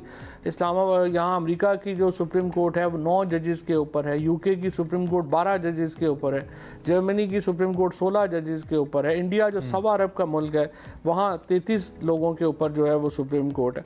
सो ये तो एक बिल्कुल एक अंधोनाक हुकूमत का, यू कॉल इट अंधोनाक। ओके ओके, ठीक है, इट्स योर ओपिनियन। ठीक है, आगे बढ़ते हुए last but not the least, मैं तो इसको एक लाइटर मोड का क्वेश्चन कहता हूँ, लेकिन तहरीक इंसाफ के बहुत सारे हामी इसको बड़ा सीरियस समझते हैं। वो है ट्रंप की आमद, कि ट्रंप आ रहे हैं तो PTI को इसका कोई फ़ायदा ख़ास तौर पे आपके लीडर को, आपकी लीडरशिप को हो सकता है अगर इलेक्शन में कामयाब होते हैं। आपका क्या ख्याल है, बानी तहरीक इंसाफ की रिहाई इससे मुमकिन हो सकती है? इन उम्मीदों से आपकी उम्मीदें वाबस्ता हैं? देखिए, एक तो प्रेसिडेंट ट्रंप की स्टेटेड पॉलिसी है एंटी एस्टैब्लिशमेंट की, वो अपने मुल्क में भी और मुल्क से बाहर भी वो उनका एक हमेशा एक एंटी एस्टैब्लिशमेंट स्टांस रहा है। फिर जो इनका एक इमरान खान से एक पर्सनल रिलेशनशिप है जो बड़ा क्लोज रिलेशनशिप है, और फिर ये बात रिपब्लिकन्स में अब ये बात काफ़ी हद तक है कि इमरान खान को हटाने में बाइडन एडमिनिस्ट्रेशन ने अहम किरदार अदा किया था, तो लिहाजा उसका भी उनको फ़र्क जो है वो पड़ेगा। लेकिन बहरहाल ये सारी चीज़ें जो हैं वो एक आप समझें कि हो सकता है इसका कुछ ना कुछ इफेक्ट हो सकता है, लेकिन अगर ये कहें कि वो आके को कॉल ही कर लेंगे वो शायद वो तो खैर ऐसे लेकिन बाद में बड़ी सीनियर लीडरशिप ये भी कहती रही कि नहीं इसमें कोई सदाकत नहीं थी, एक पॉलिटिकल बयानिया भी था। फवाद साहब, thank you very much for precious time, बहुत शुक्रिया आप तशरीफ़ लाए, आपने साम मौजू पे बात की। हम कोशिश करेंगे किसी और नशिस्त में डिटेल्स मजीद भी हम बात करें। फवाद चौधरी साहब सीनियर रहनुमा, सीनियर सियासी लीडर हम बात कर सकते हैं, हमारे साथ मौजूद है, तहरीक इंसाफ का भी हिस्सा हैं ही वो एज ही सेज, तो जारी बात है तहरीक इंसाफ के रहनुमा। खैर जनाब, हम आगे बढ़ते हैं और सियासत की बात हमने कर ली है। इस वक्त जो सूरत हाल सामने आ रही है अलार्मिंग है, कुछ खास सेटिस्फैक्ट्री नहीं है। 9 नवंबर को क्या पॉलिसी सामने आती है तहरीक इंसाफ की और क्या वो अपने जो मतलूबा नताइज हैं वो हासिल कर पाती है या नहीं, इस पर हम आपको अपडेटेड रखेंगे। लेकिन फिल वक्त एक और मसला वो बहुत ख़राब है, वो सेहत के हवाले से है और उस पर हमने बात करनी है। हमारे साथ डॉक्टर साहिबा मौजूद होंगी, चूँकि TB एक ऐसा मरज़ है जो कि बहुत ज़्यादा चल रहा है, उस पर भी हमने बात करनी है। लेकिन उसके साथ साथ हमने जो इस्लामाबाद की लॉ एंड ऑर्डर सिचुएशन है उसको भी हम ज़ेर बहस लाएंगे, क्योंकि कुछ वाक़यात हालिया कुछ दिनों में ऐसे हुए हैं जिसने बड़ी हमारी जो कहते हैं ना होश उड़ा दिए हैं कि क्या इस्लामाबाद में ही हो रहा है, तो इस पर हमने बात करनी है। हम एक क्विक ब्रेक लेते हैं, ब्रेक से वापस आते हैं, लॉ एंड ऑर्डर को भी डिस्कस करेंगे और TB को भी डिस्कस करेंगे। Take a quick break. Welcome back. Islamabad के हवाले से हमने बात की। इस्लामाबाद पाकिस्तान का दारुल हुकूमत है और यहाँ पे जो लॉ एंड ऑर्डर की सिचुएशन है दैट इज़ वेरी इंपॉर्टेंट। मुख्तलिफ जो खबरें आती हैं उससे हमें कुछ तशवीश भी होती है कि क्या वाकई इस्लामाबाद में जो लॉ एंड ऑर्डर की सिचुएशन है वो बहुत ख़राब है। जो कैपिटल पुलिस है उसका मौक़िफ़ इस बात पे है कि ओवर एग्जेजरेटेड स्टोरीज़ हैं, शायद इतनी सूरत हाल ख़राब नहीं है, अगरचे कि हम 12 ये भी डिस्कस कर चुके हैं जो कैपिटल पुलिस के वसाइल हैं वो शायद उसके चैलेंजेस की निस्बत कम है, उसको ज़्यादा वसाइल की ज़रूरत है। लेकिन दूसरी जानिब क्या जितने वसाइल अवेलेबल हैं इसमें इस्लामाबाद जैसे शहर को, जो कि एक प्लान्ड सिटी है, जहाँ पे पढ़े लिखे लोगों की तादाद कंपैरेटिवली ज़्यादा है, जहाँ पे VVIPs की तादाद कंपैरेटिवली ज़्यादा है, and obviously all important offices are here, तो क्या वाकई इतना बड़ा चैलेंज है? हमने कहा हम इस पर डिस्कस कर लेते हैं, तो हम जानने की कोशिश करते हैं कि एक्चुअली हकायक हैं क्या, और दूसरा अगर शहरियों के कुछ कंसर्न्स हैं जो कि हैं तो वो भी हम ज़रा सामने रख देते हैं। हमारे साथ DIG इस्लामाबाद सैयद अली रज़ा मौजूद हैं। आपने इनको देखा है ऑफ एंड ऑन ऑपरेशन, बड़ी इंपॉर्टेंट प्रेस टॉक भी इन्होंने की, जो एक डकैती हुई उसके मुलजिम को पकड़ा गया, मुजरिम को इनफैक्ट पकड़ा गया, उस पर भी हमें नज़र आए। तो हम ज़रा इनसे एक रियल पिक्चर लेने की कोशिश करते हैं कि कैपिटल पुलिस क्या सोच रही है या क्या बता रही है, और दर हकीकत अगर सूरत हाल ख़राब है तो उसका हल क्या है। Let's welcome DIG Islamabad. अस्सलाम वालेकुम। Thank you so much. कैसे हैं आप? ठीक ठाक हैं? सबसे पहले तो हमें बताइए, ओबियसली पुलिस ऑलवेज सेज कि नहीं things are right and people somehow, या मीडिया या खबरें या सोशल मीडिया आजकल है, बहुत सारी खबरें गैर मुसद्दक़ा भी होती हैं, वी नो, उसमें हमें ये आता है कि नहीं सूरत हाल खैर इतनी राइट नहीं है। I personally being a citizen of Islamabad living here for last 20 years, मुझे लगता है कि सूरत हाल पहले जितनी अच्छी तो नहीं है। अगर आप इसको बहुत बुरा ना भी कहें, कुछ ना कुछ फ़र्क तो पड़ा है। I just want to have your version, capital police क्या सोच रही है, कैपिटल पुलिस के सामने क्या है इसको लेकर? Thank you so much. आपने जैसे पहले कहा है कि इस्लामाबाद में आप लोग क्योंकि शहरी हैं, शहरी या रहने वाला जो बंदा होता है वो कंसर्न होता है जी, कंसर्न होना चाहिए। फिर सारे यहाँ पे एजुकेटेड लॉट है और तमाम इम्पोर्टेंट लोग हैं, उनका ओपिनियन भी मैटर करता है। पहले सबसे पहली बात तो ये कि एक है original factual situation. Factual situation ये है कि क्राइम क्योंकि सोसाइटी है, इसमें क्राइम ज़ीरो कहीं भी नहीं होता। ओवरऑल बढ़ा है क्राइम? ठीक है, नहीं बढ़ा नहीं है, कम हुआ है। अच्छा, this is I am saying with responsibility और with figures. I share with you. उसमें दो तरह से हम इसको कैलकुलेट करते हैं, मैं बता देता हूँ। जिसका भी उसमें हो मेरे पास आए, data is available with like on machines जो मेरे भी कंट्रोल में नहीं है। वो उसको हम 1.5 डाटा कहते हैं। 1.5 data means for example you are in distress, you will make a call, तो that will be recorded. There is, I have nothing to do with it. I cannot like customize it or I cannot maneuver it. ठीक है। So ultimately that is recorded. वो जो record बन रहा है उस record में क्राइम कम है। लाइक डेली कॉल्स आती हैं, उसको डिस्ट्रेस कॉल कहते हैं कि whenever someone is in distress or 1.5 call उसे कहते हैं। तो 1.5 पे कॉल करके हमें बताते हैं, वो रिकॉर्ड हो जाती है। ठीक है। वो डेली हर बंदा करता है और उसमें आपको मैं बताऊं कि अनफॉर्चुनेटली और फॉर्चुनेटली 90% होक्स कॉल्स होती हैं। Crank calls like 90% information calls हैं। वैसे ही जी क्या हाल है, वैसे ही जी मैं फारिग था, वैसे ही जी वगैरह वगैरह। ओके, इस तरह के बहुत सारे कॉल्स हैं। 90% वेरी मतलब सरप्राइजिंग, ये सोसाइटी का जो भी एक ट्रेंड है। 10% जो आती हैं वो रेलेवेंट होती हैं, उसको हम फिर वो स्क्रीन आउट करके उसमें से जो क्राइम है अल्टीमेटली उसको फिर निकाला जाता है कि ये कितना बंदा है। जो वेरीफाई होता है, वेरीफाई को हम जब पीछे करते हैं तो हमारा जो 2024 का है वो कम है। ठीक है, ये लिखा पड़ा है। और ये मैंने कहा कि वो कॉल्स जो बंदे करते हैं उनको हम नहीं रोक सकते।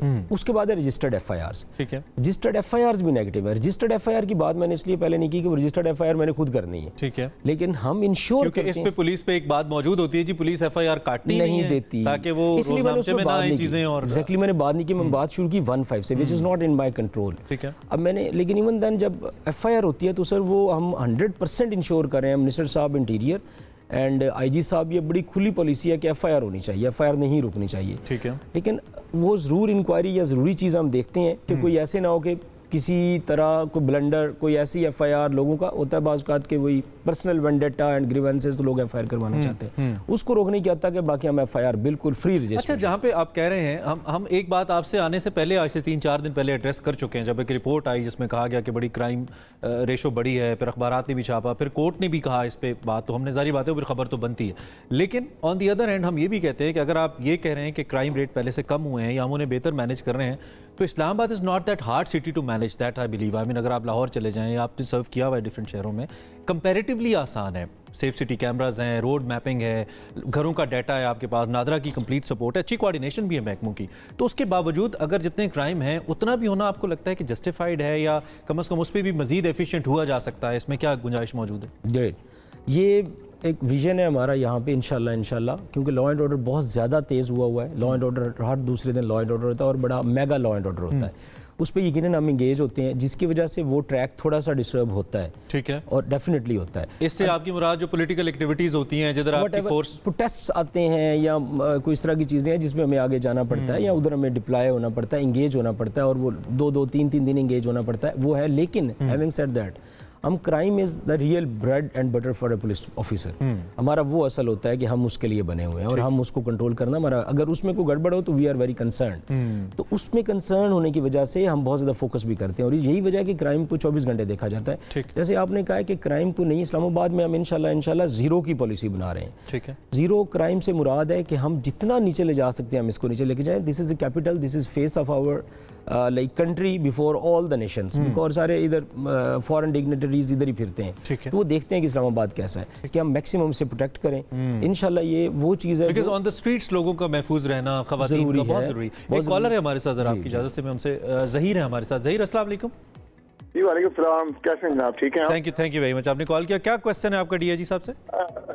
मैं डीआईजी साहब को ये बताना चाहूँगा, बल्कि पूछना भी चाहूँगा कि हर नाके पे मैंने देखा है कि यहाँ इस्लामाबाद में पुलिस खड़ी होती है, बड़ी अच्छी बात है, लेकिन मैं ये देखता हूँ कि जितने भी मोटरसाइकिल वाले हैं या वो स्टूडेंट हैं, पढ़े लिखे लोग हैं, जो टाई में होते हैं या सूटेड बूटेड होते हैं, उनको भी रोक के जो है ना वो इन्वेस्टिगेशन करते हैं।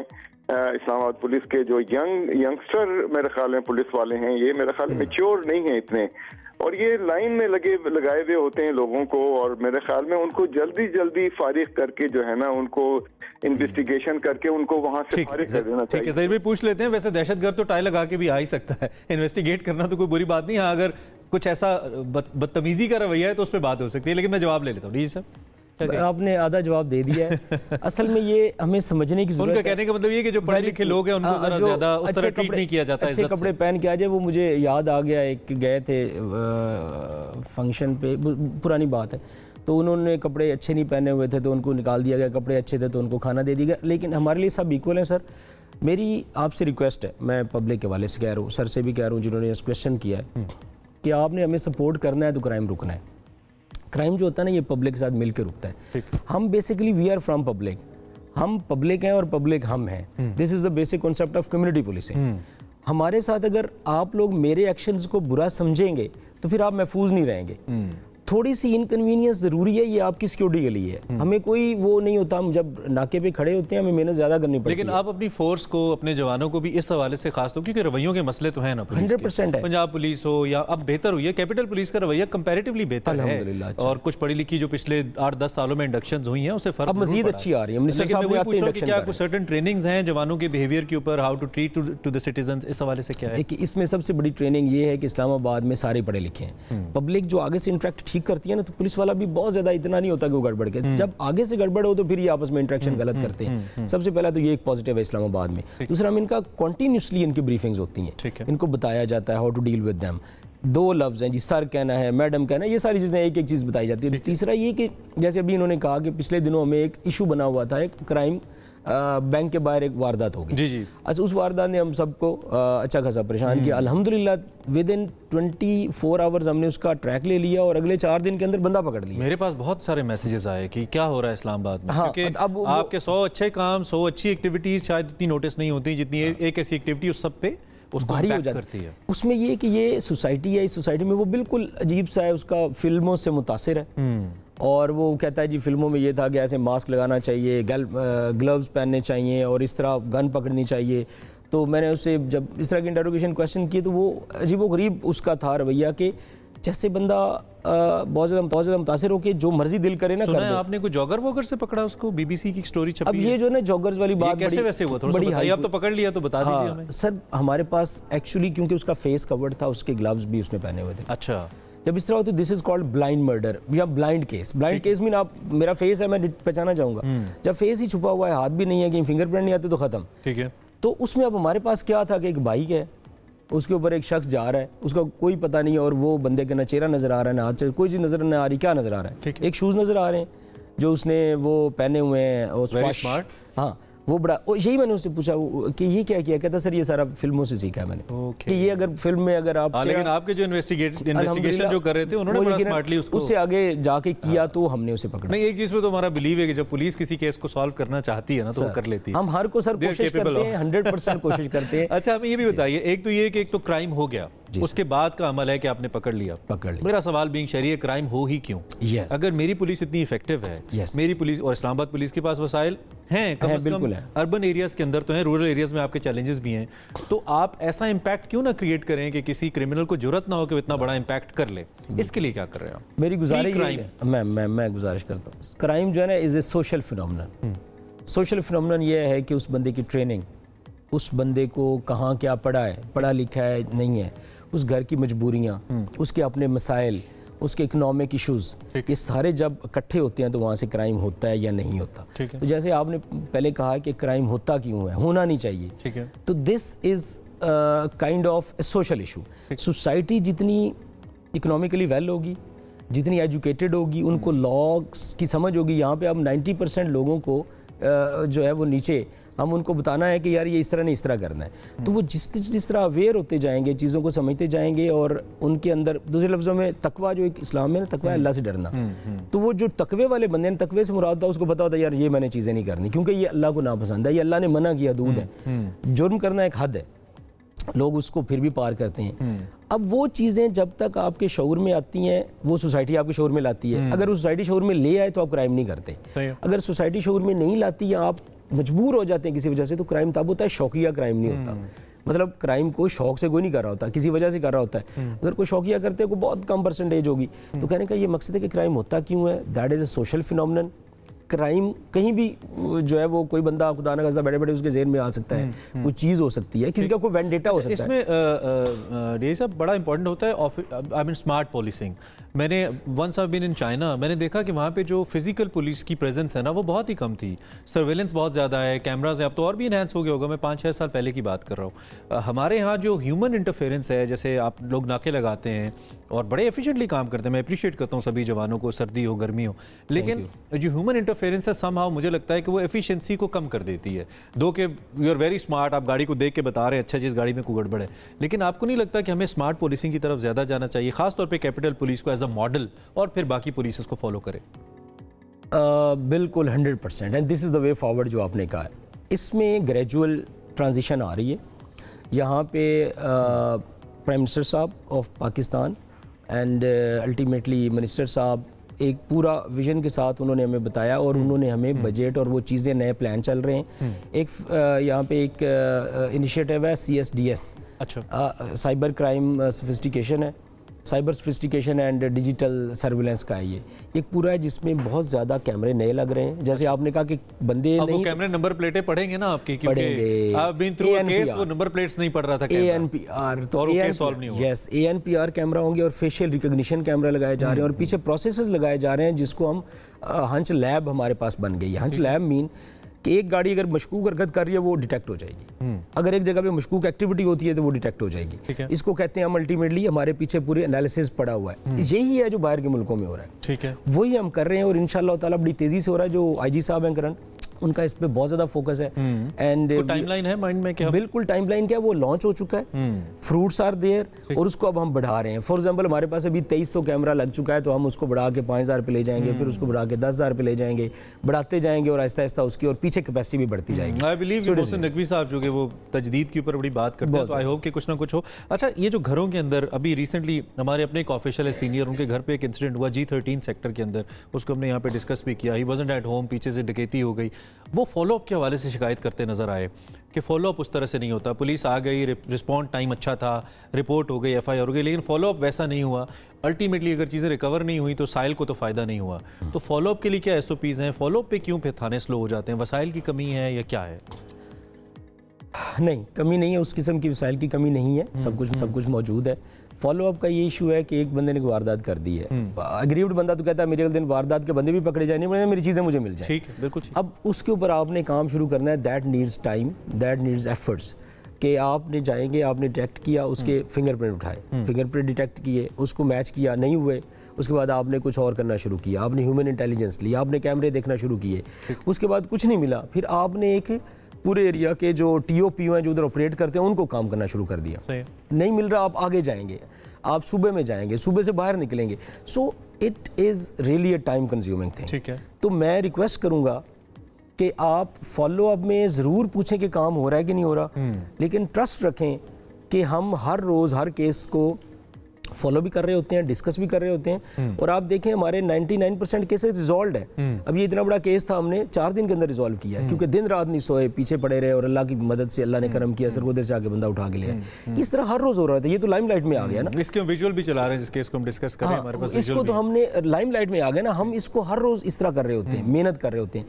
और इसका सबूत ये है कि जितने हमारे पास केसेस हैं उसमें 99% सारे केसेस हमने रिकवर किए हुए हैं, चलान किए हुए हैं, कोर्ट में सब में। अब तक वैसे डाटा, आपके पास जो डाटा है वो क्या कह रहा है? Crime, number of crimes and resolution उसका जो है, आपके पास कोई डाटा इस हवाले से, नंबर्स हैं इस वक्त आपके माइंड? बिल्कुल है मेरे पास। उसमें हमारे जो क्राइम है उसमें चलान होती है, परसेंटेज एग्जैक्टली मैं आपसे शेयर कर लूँगा। ठीक है। तो वो हमारे पास डेली काम ही, मैंने कहा this is bread and butter for a police officer for me, कि मैंने क्राइम को सुबह। एक आप पे इल्ज़ाम पुलिस पे लगता है कि आप VVIPs की सिक्योरिटी बड़ी करते हैं, और अक्सर सोशल मीडिया पे लोग बड़ा बेचारे वही निकाल सकते हैं, क्या करें, असल में निकालें तो पुलिस पकड़ लेती है। कि ज़्यादा सिक्योरिटी इस्लामाबाद वाली की तो VIPs पे लगी होती है, और ये हमने देखा भी है, दो कि रुझान पहले से थोड़ा कम हुआ है लेकिन है। तो इस पे आप क्या कहेंगे? क्या आधे से ज़्यादा पुलिस हमारी VVIPs को प्रोटेक्ट कर रही है? राइट तो हम शहरियों का है, जितना पॉलिटिशियन का है जी उतना हमारा भी है। तो इस पे क्या आपको सबमिशन करूं, जो हमारे सीनियर जितने हैं, लाइक PM से लेके मिनिस्टर साहब तक एंड एवरीवन, बिल्कुल इस चीज़ पे नहीं करते और ना ही हम ये करते। एक है ज़रूरी चीज़, ठीक है, ज़रूरी चीज़ ये है कि हम एक प्रोटोकॉल है, आपका प्रोटोकॉल है, आपके पास गाड़ी है, आपको यहाँ पे बैठने की सीट दी गई है, आप बैठे हैं तो बातें कर रहे हैं। PM या VVIP जिसे कहते हैं ना सर, उसका प्रोटोकॉल है, वो लगाना बहुत ज़रूरी है। वो लगाना क्यों ज़रूरी है? क्योंकि उसकी उतनी इंपॉर्टेंस है, उसके साथ अगर इंसिडेंट हो जाए तो दैट विल ब्लो आउट।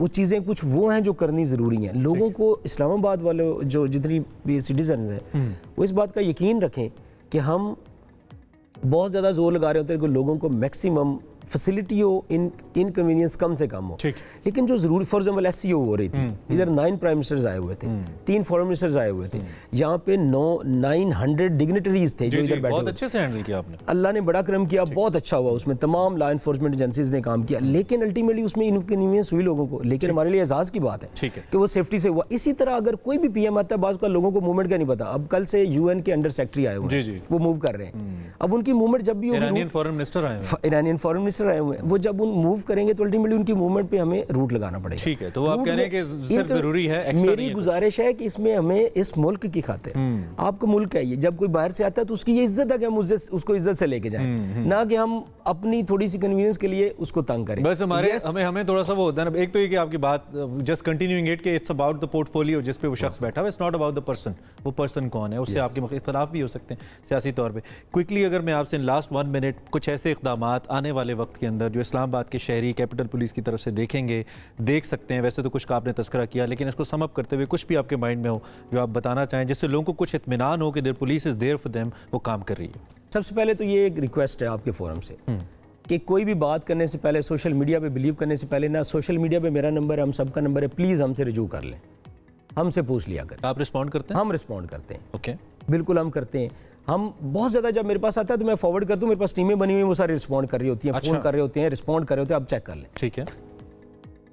हमें चाहिए, हदीस भी है कि चीज़ जो भी आए उसको पहले वेरीफाई करें, फिर आगे शेयर करें। प्लीज़ इस पे थोड़ा सा रिक्वेस्ट है, क्योंकि सोशल मीडिया ऐसा जिन है कि एक चीज़ चलती है, वो झूठ को सच और सच को झूठ साबित करना वो मसला ही नहीं है।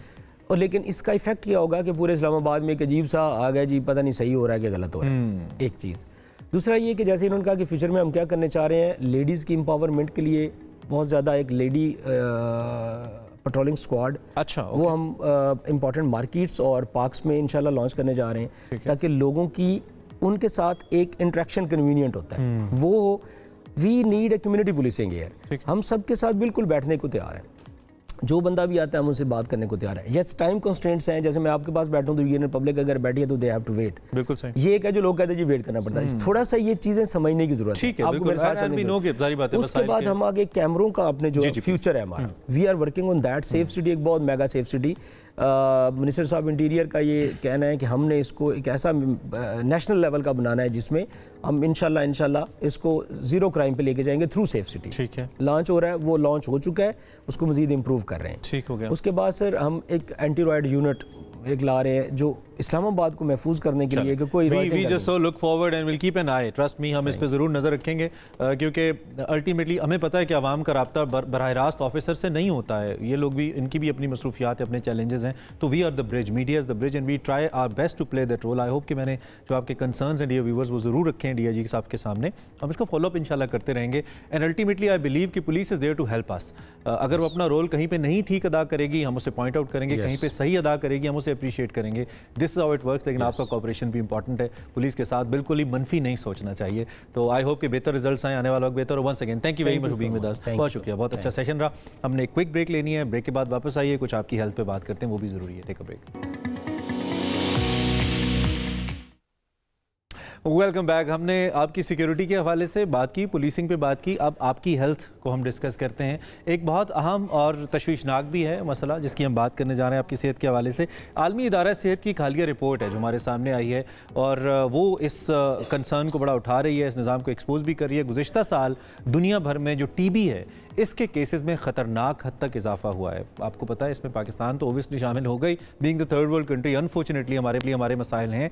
ये रिपोर्ट कहती है कि पाकिस्तान में जो TB की केसेस हैं इसमें नुमाया इजाफा हुआ है और इस मरज़ के ख़िलाफ़ इस वक्त जंग में एक बड़ा चैलेंज भी साबित हो रहा है जो इजाफा है। और 2023 के अंदर दुनिया भर में तकरीबन 82 लाख अफराद, 8.2 मिलियन ऐसे अफराद हैं जो TB का शिकार हुए हैं और इसमें 1/4 केसेस भारत में रिपोर्ट हुए हैं, जबकि पाकिस्तान में भी बड़ी सिग्निफिकेंटली बीमारी फैली है, काफ़ी हद तक ख़त्म हो गई थी, दोबारा से क्यों आ गई है और क्यों बढ़ रही है, इन सारे कंसर्न्स पे हमने बात करनी है। हमारे साथ इस वक्त मेडिकल एक्सपर्ट आदिला इरफान साहिबा मौजूद हैं, उनसे हम ज़रा बात करते हैं, डॉक्टर जानने की कोशिश करते हैं और ख़ास तौर पे in the light of this report कि वो क्या हमें हेल्प कर सकती हैं। Thank you very much Adila, आप कैसी हैं? Glad to have you and good morning, thank you very much. एक तो ये है कि ये आलमी इदारा सेहत जो कह रहा है कि इस केसेस में इजाफा हो रहा है, इसकी क्या वजह है? कोई फैक्टर है अचानक से सर्ज आया इसके अंदर? बहुत सारे फैक्टर्स हैं जो कि पहले भी हम इस पे बहुत दुनिया में डॉक्टर्स और हमारी जो अपनी भी हेल्थ सेंटर्स उस पर काफ़ी ज़्यादा इस पर डिबेट और बात होती रहती है, लेकिन कंसर्न वही है कि हम सुनते हैं और उस पर अमल नहीं करते। हम आलमी इदारा सेहत की रिपोर्ट पे बिल्कुल कान हमारे खड़े होते हैं, लेकिन एक्चुअली अनफॉर्चुनेटली कुछ टाइम के लिए कुछ फिर भूल जाते हैं। हाँ, फिर भूल जाते हैं। वही फैक्टर्स हैं। सबसे बड़ी बात कि पॉवर्टी, गुर्बत सबसे बड़ी हमारा एक इम्पॉर्टेंट फैक्टर है। पॉवर्टी का इससे क्या ताल्लुक है? इससे ताल्लुक है बिल्कुल, क्योंकि this it is a disease of over crowd basically. मतलब इसमें कुछ प्रॉपरली इसके अगर हम लोग प्रिवेंशन ना लें, इस पर थोड़ा सा अगर हम पहले ना सोचें कि ये इस फैल सकती है या एक एरिया एक घर में घुस गई है और वो बहुत सारे लोगों को लग सकती है। अच्छा, आपकी इजाज़त ज़रा थोड़ा सा TB को एक्सप्लेन कर दें पहले। हम इसको थोड़ा और आसान करते हैं कि TB है क्या, हम किसको TB कहें? ओके, TB जो मेडिकल टर्म इसको कहते हैं ट्यूबरक्लोसिस, और ये एक बैक्टीरिया से फैलती है जिसको उर्दू ज़बान में हम तपेदिक कहते हैं, लेकिन ये एक माइकोबैक्टीरियम, एक ट्यूबरक्लोसिस नाम होता है बैक्टीरिया, उसके ज़रिए फैलती है। ये एक ऐसी बीमारी है जो कि आपके सांसों और इस बैक्टीरिया के ज़रिए आपके फेफड़ों में जाके बैठ जाती है और फिर जब आप इसको एक फेवरेबल एक ऐसी समझ लें कंफर्टेबल सिचुएशन मिलती है तो जिस्म में, खून में, हड्डियों में, दिमाग में, स्पाइन में, हर जगह फैल जाती है। अच्छा, TB ऐसी बीमारी है जो कि आज मुझे हुई तो अभी एक्सप्रेस नहीं होगी, यानी अभी नुमाया होना शुरू नहीं होगी। ठीक है। TB को जब थोड़ा एनवायरनमेंट मिलेगा, यानी कि मुझे कोई ऐसी बीमारी या ऐसी कोई अनकंफर्टेबल सिचुएशन में मेरा जिस्म जाएगा तो ये खुद को नमूदार करना ट्रिगर करेगा, उसको ट्रिगर करता है। अच्छा, उस सिचुएशन में TB के कुछ फेजेस होते हैं। ये एक बहुत लंबी चलने वाली बीमारी है। ये नहीं होगा कि मुझे TB हुई है तो आज ही एक्सपोज होगी, दवाई ली, ख़त्म हुई। If it's in my body, मेरे जिस्म में मौजूद है तो ये काफ़ी सालों तक रहेगी अगर मैं इसको ट्रीट नहीं करूं। और इसको जो फैलाने का टाइम है वो भी बड़ा क्रिटिकल है। जब ये हो जाती है तो ये जब फेवरेबल सिचुएशन में हमारे जो नमूदार होती है खांसी के ज़रिए, बात करने के ज़रिए, सांस के ज़रिए या मुंह से निकलने वाले जो ज़रात हैं उनके ज़रिए आसपास के लोगों में फैलती है। इसका जो सबसे इम्पॉर्टेंट स्प्रेड है वो यही है कि ओवर क्राउडिंग जो मैं कह रही हूँ, अगर एक घर में है, हमारे यहाँ कुछ सोशल नॉर्म्स हैं, हमारे यहाँ सोशल एक डलमाज हैं कि हम इस चीज़ को समझते नहीं हैं। जिसको TB हुई है उसको पुरसा देने भी 6 लोग आते हैं, तो उसको और उनको ये नहीं पता कि वो लेके जाएंगे और ऑब्वियसली उनमें से कोई लेके जाता है, कोई नानी दादी, कोई घर का बुजुर्ग अगर है तो हम इस शक में कि यार हम उन्हें अकेला कैसे छोड़ दें या बुरा महसूस करेंगे, हम उनसे अच्छा, जब हम इसकी अदीला बात करते हैं सिम्टम्स की, आपने कहा कि बिल्कुल अर्लियर स्टेज पे नहीं आती हैं, तो कौन सी इनिशियल सिम्टम्स हैं जो जब आना शुरू हों तो वी शुड फील के टीबी हो सकती है? अच्छा, इसमें इम्पोर्टेंट सबसे हम लोग देखते हैं उसमें, एक तो आप ये देखेंगे घर में या रिश्तेदारों में या कभी ज़िंदगी में कोई ऐसा कॉन्टेक्ट आपका रहा तो नहीं कि टीबी जिससे आपका गुजरा हुआ हो। दूसरा इम्पोर्टेंट चीज़ कि सिर्फ यही नहीं, खांसी, नज़ला, ज़ुकाम, वज़न का कम होना जो एक बहुत बड़ी अलामत हमारे सामने आती है यंग बंदों में। सडनली रात को ठंडे पसीनों आना शुरू हो, वज़न का कम हो जाना, या एटिपिकल बुखार होना, यानी कि एक ऐसा बुखार जो हड्डियाँ तोड़ा होगा लेकिन बहुत रिकॉर्डेबल नहीं हो, 100, 200, 102, 103 पे नहीं होगा। लो ग्रेड फीवर होगा लेकिन वो आपके साथ दूसरे सिम्टम देगा। नींद का कम और हो लंबा जाना, लंबा चलेगा, नींद का कम हो जाना, भूख का कम लगना, वज़न की कमी हो जाना, या नकाहत महसूस होना, या दिल ना लगना, या बेचैनी रहना, ये सारी अलामात हैं जो हमें थोड़ा सा इसकी तरफ सोचने पे मजबूर करती हैं। किसी भी एज ग्रुप में हो सकती है? किसी भी। आज ये जो आजकल की CDC और WHO की रिपोर्ट है उसमें तो हाईली जो प्रेवलेंट जो आपका एज ग्रुप है वो बच्चे और यंग है। ओह माय गॉड, बुजुर्गों में तो यस, इसका मतलब ये है कि ये ट्रांसमिट हो चुकी है और एक्सप्रेस हो रही है। और बच्चे जो होते हैं वो सबसे एसिम्प्टोमेटिक, यानी कि उनमें तो अलामात नजर ही नहीं आती। Oh my God. और वो बच्चे तो हमारे साथ ऐसे होते हैं, हक कर रहे हैं, किस कर रहे हैं। अच्छा, बच्चों को और एक्सप्लेन करें, कितनी एज मिनिमम? छोटे बच्चे भी? छोटे बच्चों में उनको भी टीबी हो सकती है? बिल्कुल, पैदाइशी बच्चों में भी हो सकती है, टोडलर्स चलने वालों में भी हो सकती है, स्कूल गोइंग बच्चों में। आप देखिए अगर एक बच्चा है और वो स्कूल जा रहा है, उसको सस्पेक्टेड टीबी है, तो वो क्लास के कितने बच्चों को स्प्रेड करेगा। तो इस सब में जो हमारे यहाँ थोड़ा सा हम इस बात पे हमेशा बात करते हैं कि prevention is better than cure, तो प्रिवेंट की बात नहीं, वैक्सीनेशन पे हमारा अभी भी वही सवाल है कि कुछ लोगों का होता है कि वैक्सीन कराएं नहीं कराएं, क्योंकि ये आप बताएं ना लोगों को, कराएं बिल्कुल यही बता रही हूँ कि वैक्सीनेशन बहुत ज़रूरी है। हमारी EPI जो हम बच्चा पैदा होता है उन्हें जो वैक्सीनेशन दी जाती है उसका बहुत इंपॉर्टेंट एक कंपोनेंट है ट्यूबरक्लोसिस। टीबी का एक लगना बहुत ज़रूरी है पैदाइशी टीके में। उसके बाद उसकी ओरिएंटेशन, उसका जानना कि आपको टीबी हो सकती है, ये बिल्कुल, क्योंकि आप जैसे कह रहे हैं कि हमारे यहाँ शरह बढ़ रही है क्योंकि हर तीसरा या चौथा बंदा 100 लोगों में से टीबी पे क्वेश्चन मार्क होता है कि यार ये टीबी तो नहीं है। जब हमारे पास अस्पताल में किसी सिम्टम से, अननोन रीज़न से, बहुत लंबा बुखार, वजन की कमी, तो हम टीबी का टेस्ट ज़रूर कराते हैं। अच्छा, वन मोर क्वेश्चन, मैं साथ साथ आपको सॉरी काट रहा हूँ क्योंकि क्वेश्चंस आ रहे हैं, मैं कह रहा हूँ स्किप ना हो जाए कोई पॉइंट। और एक ये भी है कि आपने कहा कि सिम्टम्स किसी टाइम भी जाहिर हो सकते हैं, अप्रॉक्सीमेट कितना टाइम लेती है टीबी अपने आप को जाहिर करने में ऑन एवरेज? अच्छा, 2 से 3 हफ्ते, 2 से 3 हफ्ते से महीने तक भी जा सकती है। ठीक है, यानी कि जब आपको टीबी का जरासीम जिस्म में गया, बॉडी में आपके चला गया, उसके बाद वो 2 से 3 हफ्ते लेती है। समटाइम जैसे मैं आपको कह रही हूँ कोई हेल्दी बंदा है, यंग है, एनर्जेटिक है, एथलीट है, उसमें ट्यूबरक्लोसिस जाके इन बेड लेटेंट फेज में चली जाती है, सोया हुआ फेज होता है। लेकिन इन कभी मेलनरिश सिचुएशन है, जैसे कोई बुखार हो गया, ये साथ में जैसे पिछले दिनों कोविड-19 था या आजकल हो रहा था लेकिन लोगों को सिम्टम्स नहीं थे, जैसे आजकल डेंगी है या कोई और बीमारी, इस सिचुएशन में जब जिस्म वैसे ही इम्यूनो कॉम्प्रोमाइज है तो वो टीबी भी नुमाया होना शुरू होती है। लेकिन वो हम उसकी तरफ सोचते नहीं है क्योंकि हमने दूसरी बीमारियों के और बहुत ज़्यादा तरीके से लिया होता है, तो हम टीबी पे इतना ज़्यादा एम्फसाइज नहीं करते। डॉक्टर साहब, हो गई बीमारी, लेट्स सपोज सिम्टम्स आ गए,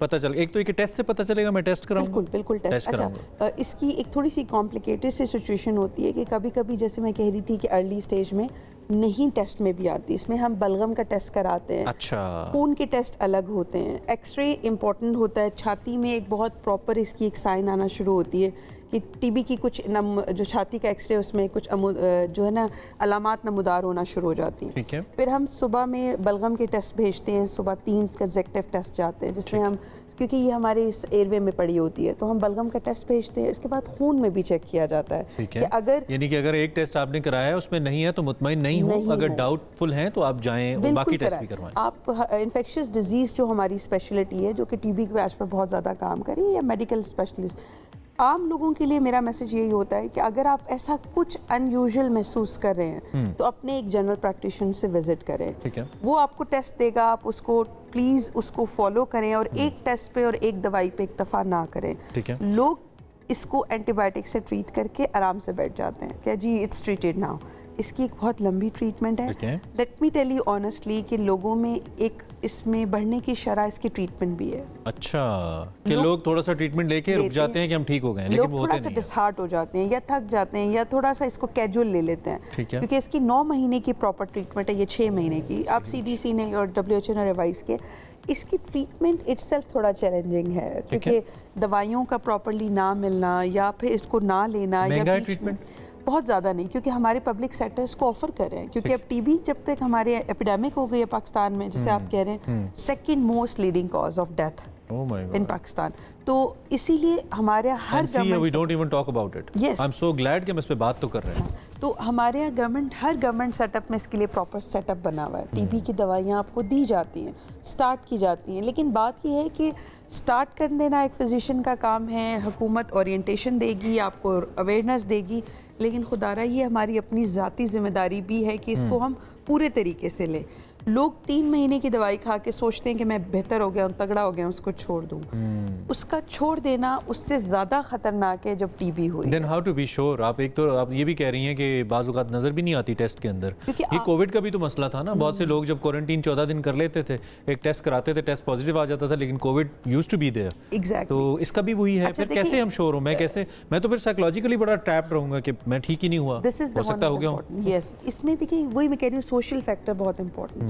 फैमिली की अंडरस्टैंडिंग, फ्रेंड्स की अंडरस्टैंडिंग, उनको मोटिवेशन देना कि नहीं, यू हैव टू फॉलो, 9 महीने आपने करनी है, मतलब आप इसको छोड़ेंगे तो ये दोबारा आएगी। और मैं 9 महीने जब तक मैं इसके सफ़र या 6 महीने कर रहा हूँ, उस वक्त तक मैं इसके फैलाने का बायस बन सकता हूँ बीइंग अ पेशेंट? नहीं, जब आप इसकी ट्रीटमेंट शुरू कर देते हैं, सिर्फ 15 से 20 दिन बाद यू आर फाइन। ठीक है। उसके बाद आप लोगों से मरीज से आगे किसी और को नहीं लग सकती उसके बाद। ये इसका ये एग्जैक्टली इसका बताने का मकसद यही है कि दवाई लेना ज़रूरी है, लेकिन 3 हफ्ते बाद आप सेफ हैं कि आप ट्रैवल भी कर सकते हैं, आप बात भी कर सकते हैं, आप ऑफिस भी ज्वाइन कर सकते हैं, आप बच्चों को स्कूल भी भेज सकते हैं। लेकिन लोगों का कॉन्सेप्ट होता है कि 3 महीने ले ली है और हम ठीक हो गए हैं, तो अब हम दवाई को डिसकंटिन्यू कर दें। उस सूरत हाल में आपको सेकंड रजीम पे जाना पड़ता है, क्योंकि बॉडी उसके लिए रेजिस्टेंट डेवलप करती है। और टीबी कोई ऐसी दवाई नहीं है कि दूसरे बैक्टीरिया, दूसरे एंटीबायोटिक से ट्रीट हो जाए। इसकी स्पेसिफिक ट्रीटमेंट है जो लेनी है। अनफॉर्चुनेटली अगर आपकी बॉडी रेजिस्ट हो गई है, तो आपके पास सिर्फ 2 ऑप्शन ही है, अगली दवाई के, या फिर आप उसको इम्यूनाइज करेंगे। लेकिन प्रॉब्लम वहीं आ जाती है कि हम उसकी पूरी ट्रीटमेंट, और इसका हल सिर्फ मेडिसिन ही है, और there is no certain other कोई वैक्सीन वगैरह कुछ नहीं है। वैक्सीन तो जो आपको लग गई, शुरू में लग गई, नहीं, इसके बाद की वैक्सीन नहीं है। ठीक है, उसमें आपको ट्रीटमेंट ही रजीम। और अगर आपने शुरू में वैक्सीन नहीं लगवाई तो आप बहुत वल्नरेबल हैं, आप पे ज्यादा अटैक कर सकती है बीमारी। In the end last 1 minute 30 seconds कुछ भी आप सजेस्ट करना चाहें थ्रू द प्लेटफॉर्म, जो लोगों को हेल्प करे इससे बचने के लिए? इसमें सबसे इम्पोर्टेंट ये है कि प्लीज एक दूसरे की हेल्प करें, हाइड ना करें। अगर किसी को टीबी है, आसपास फैमिली में, घर में, छुपाए नहीं इसको। ये कोई गाली नहीं है, ये कोई प्रॉब्लम नहीं है, ये कोई डिलेमा नहीं है, ये हमारा एक टैबू बन गया है कि इसको टीबी है तो ये सोशली कट होगा। हर चीज़ की ट्रीटमेंट मौजूद है, आप उसको उस इफेक्टिव वे में लेके जाएं। हुकूमत आपको या डॉक्टर्स आपको हेल्प करने के लिए तैयार हैं। प्लीज़ आप खुद भी अपनी हेल्प करें, एहतियात करें, एहतियात तरह हम हर सेहत के हवाले से होने वाले टॉपिक भी कहते हैं। Thank you very much doctor Ajila, बहुत शुक्रिया, आपने बड़े अच्छे तरीके से आसान अल्फाज में एक्सप्लेन किया। आई होप कि हमें समझ आई है। एहतियात करें, सफाई सबसे इंपॉर्टेंट है ऑलवेज से अपने आप को। और अब तो जितनी बीमारियाँ वायरसेस आ गई हैं ना, मास्क तो आप जेब में ही रखें, मतलब हर वक्त आपके वॉलेट में होने चाहिए, पर्स में होने चाहिए। It's very important. प्रोग्राम का वक्त हमारा खत्म हो गया। Thank you very much. उम्मीद हमने यही रखनी है कि आज का प्रोग्राम भी आपको अच्छा लगा है। और ना social media, don't forget to give us the feedback. इंशाल्लाह आपसे कल मिलेंगे, तब तक के लिए अपना ख्याल रखिए और अच्छा सा दिन गुजारिए। Imran Hasan science out.